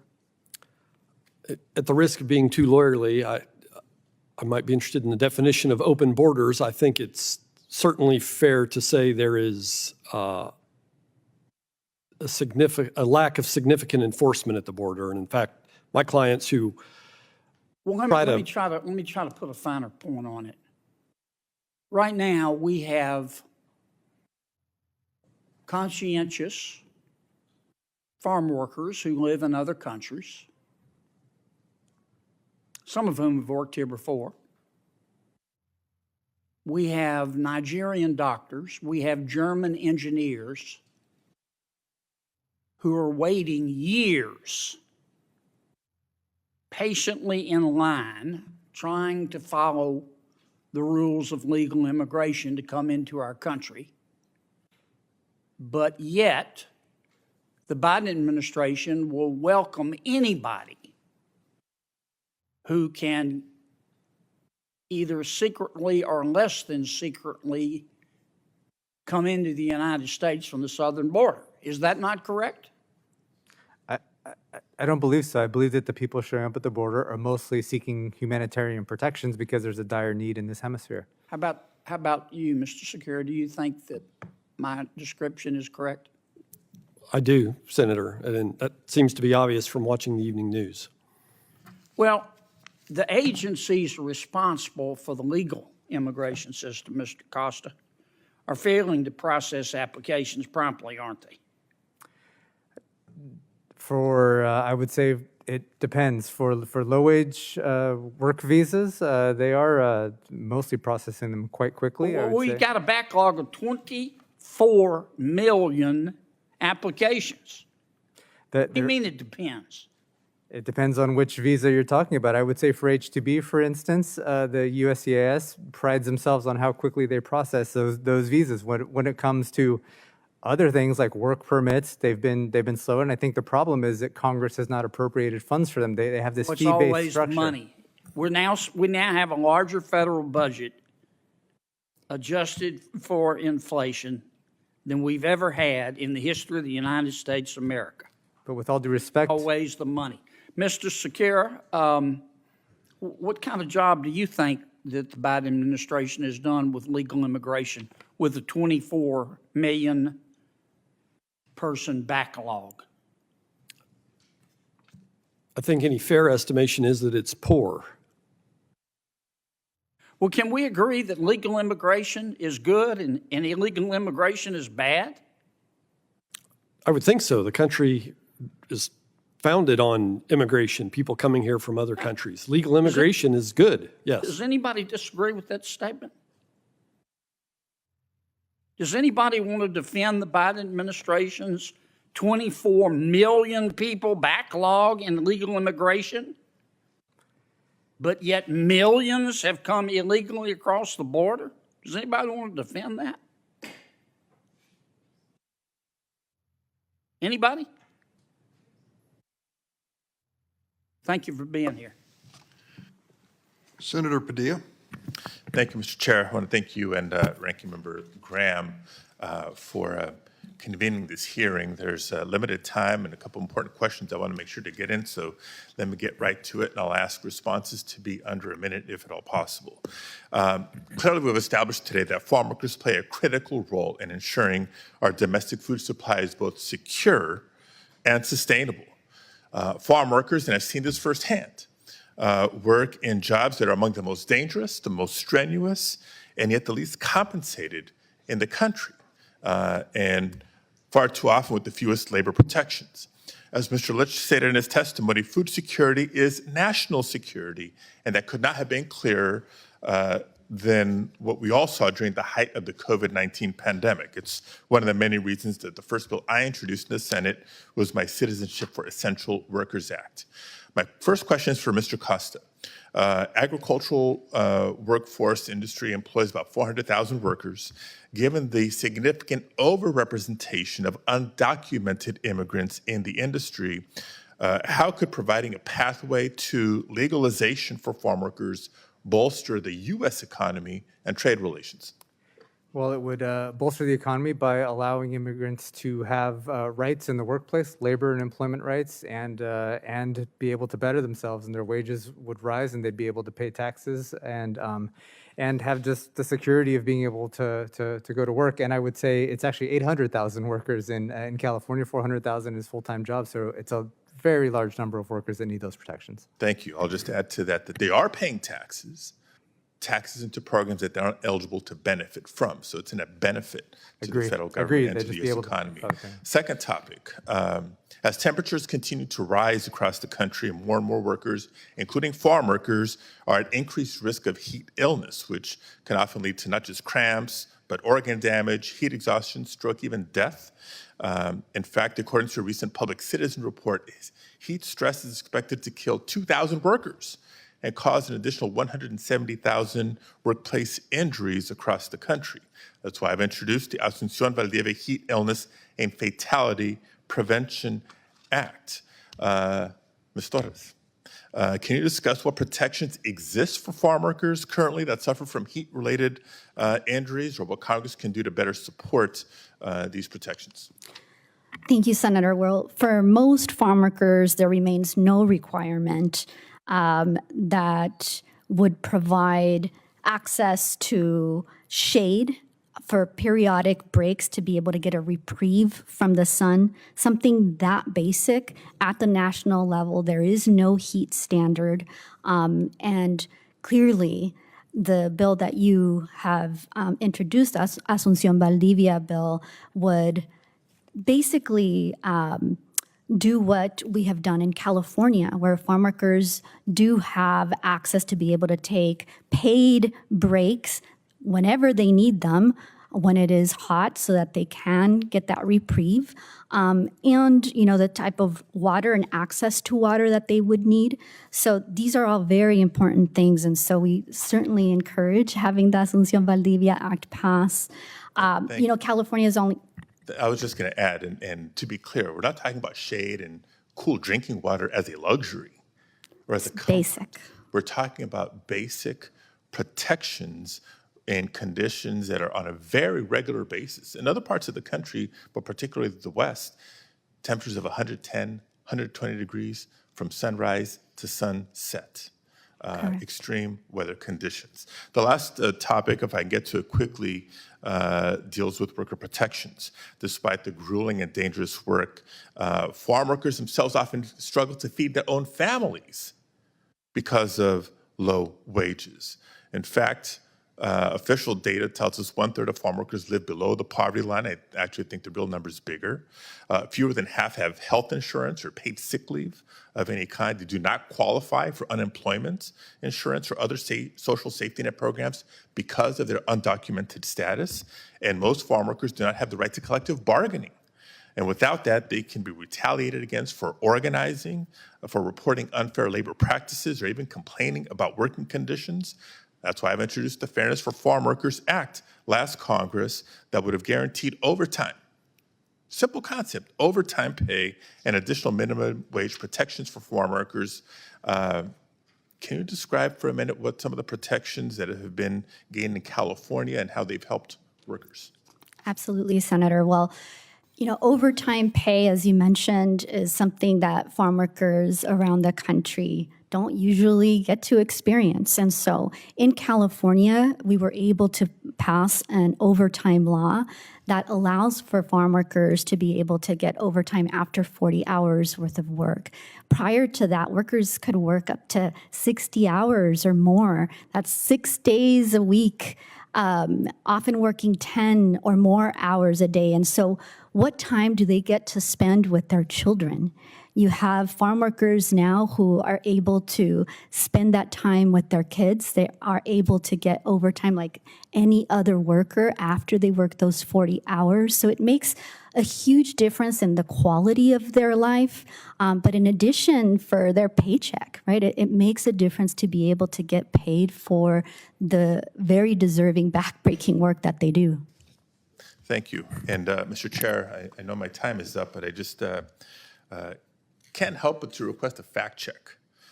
Earlier in the hearing, Senator Graham cited a statistic suggesting that 60 to 75% of our farm workforce are immigrants, and was surprised that it's not a higher figure.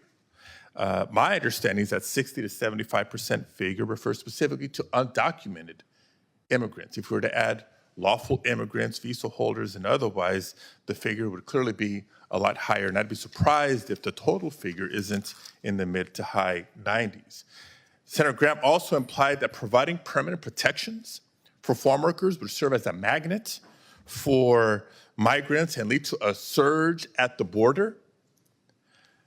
Let's be real. Republicans said the same thing about the lifting of Title 42. And the surge did not happen. For members wanting to address irregular migration, we have to acknowledge that the pressures created for irregular migration are in large part driven by how hard we make it to come to this country lawfully. Whether it's the process, whether it's the backlogs, whether it's the caps. Mr. Chair, there was no surge when Title 42 was lifted. There will be no surge if we pass the Farm Workforce Modernization Act. There will be no surge if we pass the DREAM Act. To paraphrase Senator Graham once again, we can do a small deal, we can do a medium deal, we can do a big deal. But my God, let's get past the pretext, let's get past the excuses, let's get past the rhetoric, and let's do a deal that's good for growers, good for workers, good for consumers, and good for our national security. Thank you, Mr. Chair. Thank you, Senator Padilla. Senator Ossoff. Thank you, Mr. Chairman. And let me begin, Mr. Chairman, by thanking you for being so responsive to my request to bring the committee together, to bring representatives of growers and farm workers together to work at a solution here. And I just want to share with you and with our panel and with the public that I feel optimistic that we are on the cusp of getting something done that will protect farm workers from abuse, that will protect growers from the uncertainty and volatility of AWR, and that will address the reality that's been acknowledged by every panelist here today, that 40 to 50% of the farm labor workforce is undocumented, but lacking any pathway to legal status, which puts both farm operators and growers and those workers at risk. And so I'm optimistic, Mr. Chairman, because the solutions are staring us right in the face, and we almost got there last Congress. And thanks to Senator Bennett's leadership, intensive bipartisan negotiations, we were this close to achieving something that has eluded Congress for decades. And the service that you, our panelists, have done today for this committee is to illustrate that now is the time. The current situation is untenable for growers. The current situation is untenable for workers. We have the power in this committee and this Congress to act and to build upon a bipartisan framework that exists. And I'll tell you that when I talk to growers in Georgia, and I'm proud to represent Georgia's extraordinary agricultural sector, they see it the same way. They support legislation that will give them certainty and stability on AWR, and that will strengthen protections for farm workers. Because we all know that while the overwhelming majority of growers do the right thing and want to keep bringing back H-2A laborers year after year and build strong relationships with their employees, that there is abuse, that it's unacceptable, and that Congress can take action to prevent it. Operation Bloomin' Onion, a DOJ prosecution in Georgia, Ms. Torres, just after those revelations of shocking abuse were made public, I led a letter from senators to state, labor, and ag requesting administrative reforms to protect workers. Ms. Torres, it is the case, is it not? And look, and growers and farm operators in Georgia, they recognize this as well, that there is abuse and we can and must do more to prevent it. You agree, Ms. Torres? I would definitely agree, Senator. It's necessary to do more. And just circling back to this Blooming Onion case that you talked about, the DOL cannot do this work alone, right? That case specifically required multi-agency involvement. We were talking about DHS, the FBI, the state, U.S. Attorney. And so it's a multifaceted effort because we are dealing with egregious abuse, but that was not a one-off case, right? We are seeing over and over again, hearing from farm workers who are calling us and calling our team in different states that are talking about the type of abuse that they're experiencing. Thank you, Ms. Torres. And Mr. Litch, I found your testimony encouraging, and you echoed the sentiments I hear from Georgia growers every day, which is they want a common sense, bipartisan solution because the current situation is untenable. Can you describe the impact, the uncertainty that growers face when they're suddenly saddled with a double-digit increase in the AWR and they haven't had the ability to plan with certainty and they're facing other input cost hikes? Why is it necessary that as part of a comprehensive bill that will address labor and human rights protections, that will provide a path to legal status for the undocumented farm labor workforce, that we address the urgent needs of growers to get certainty and stability on their costs? Absolutely. Senator, I want to thank you for your work on the bipartisan effort that you tried to lead on this. It's a very important issue, and I think you stated that well.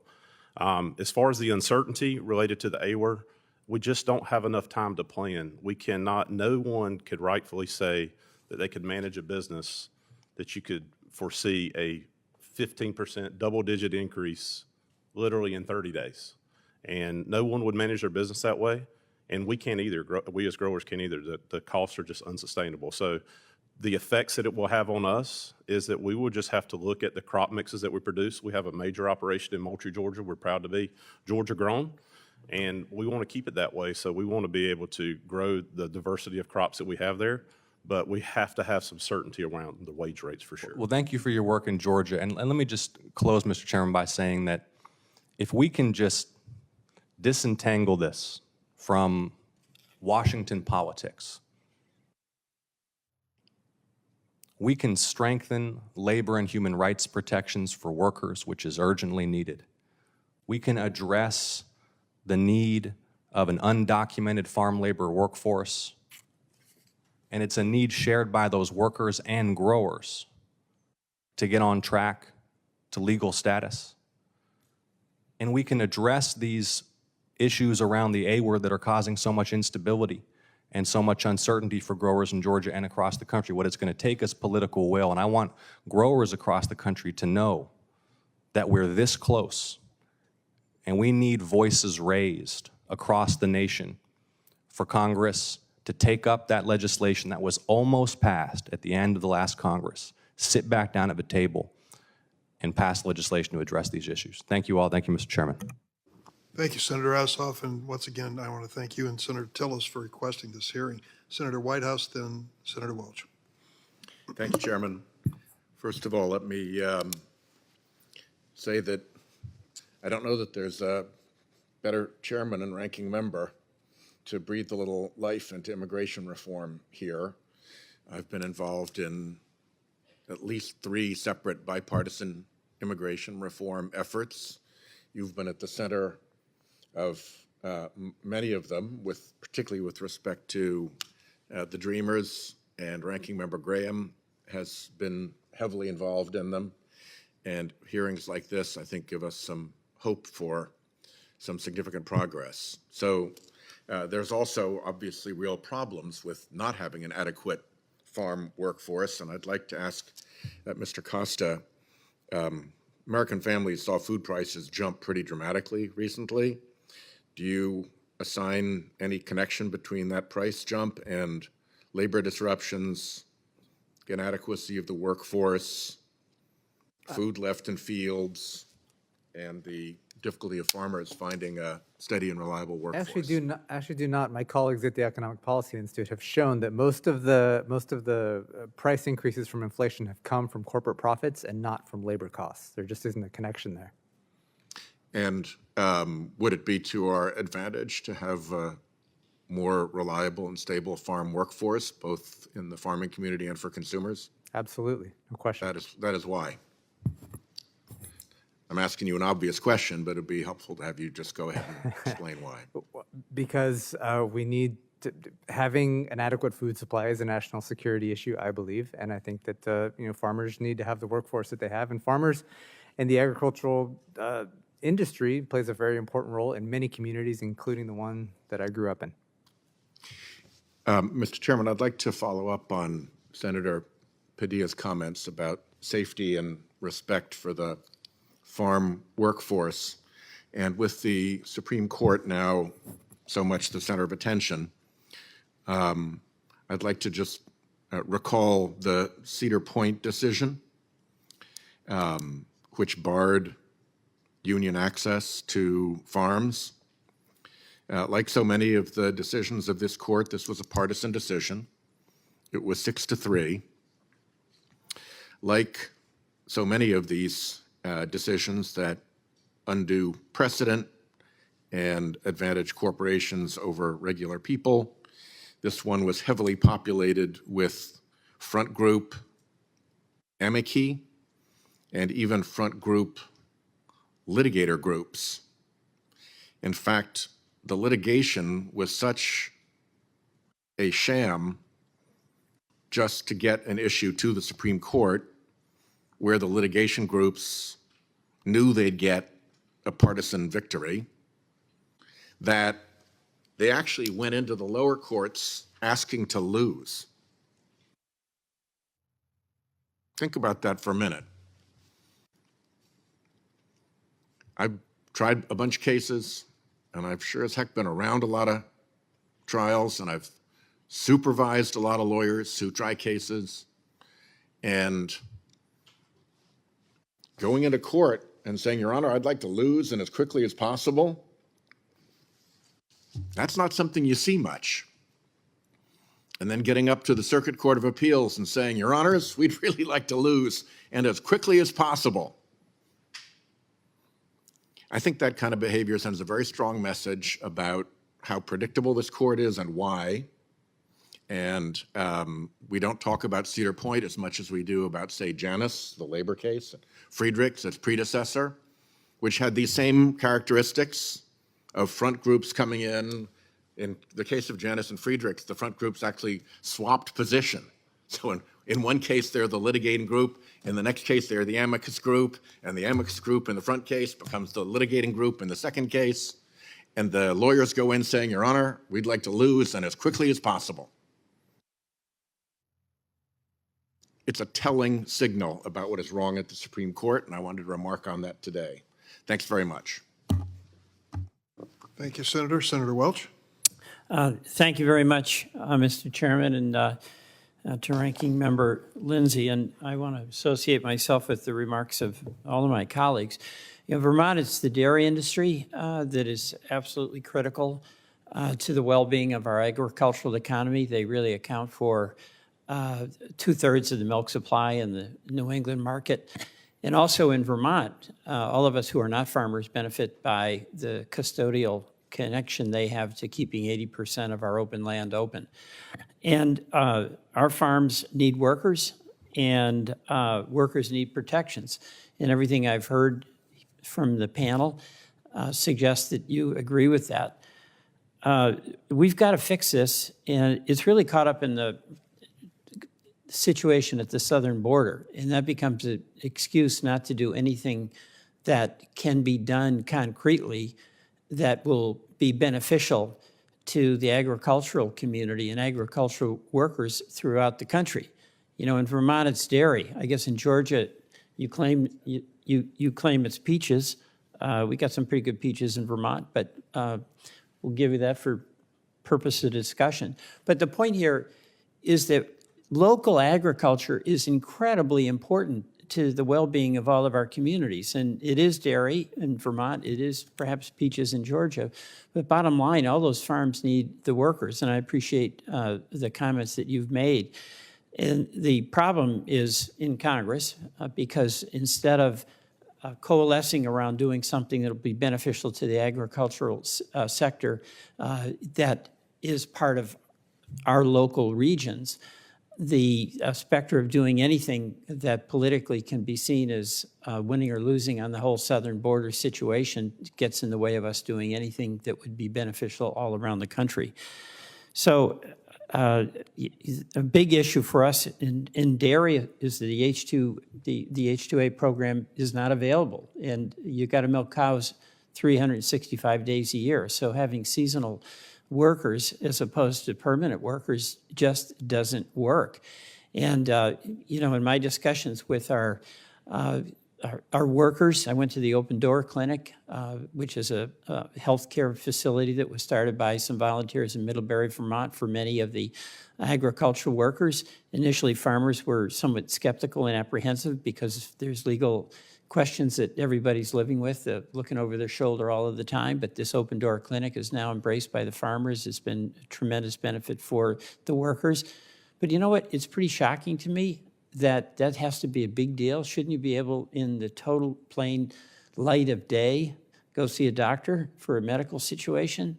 I mean, it's pretty outrageous that the failure of Congress to act to protect people who are doing what we all acknowledge is fundamentally essential work, milking our cows, really acknowledge that it's hard work than dignified work, and that folks who do that have to be worried as to whether they'll get picked up because they're getting a medical checkup. I mean, that's really on us.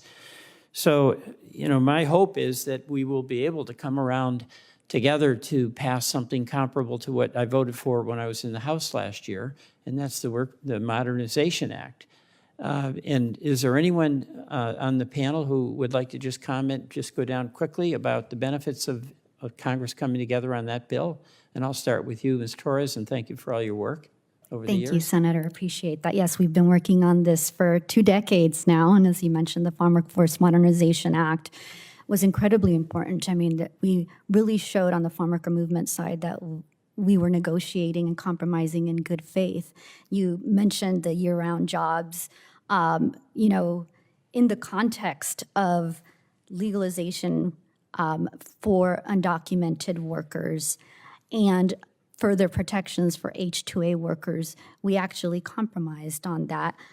We have supported expansion of the year-round guest worker program with a cap, but in the context of the entire program that we discussed. And I want to say for year-round jobs, these are some of the most coveted jobs that farm workers want, because most of the work is seasonal.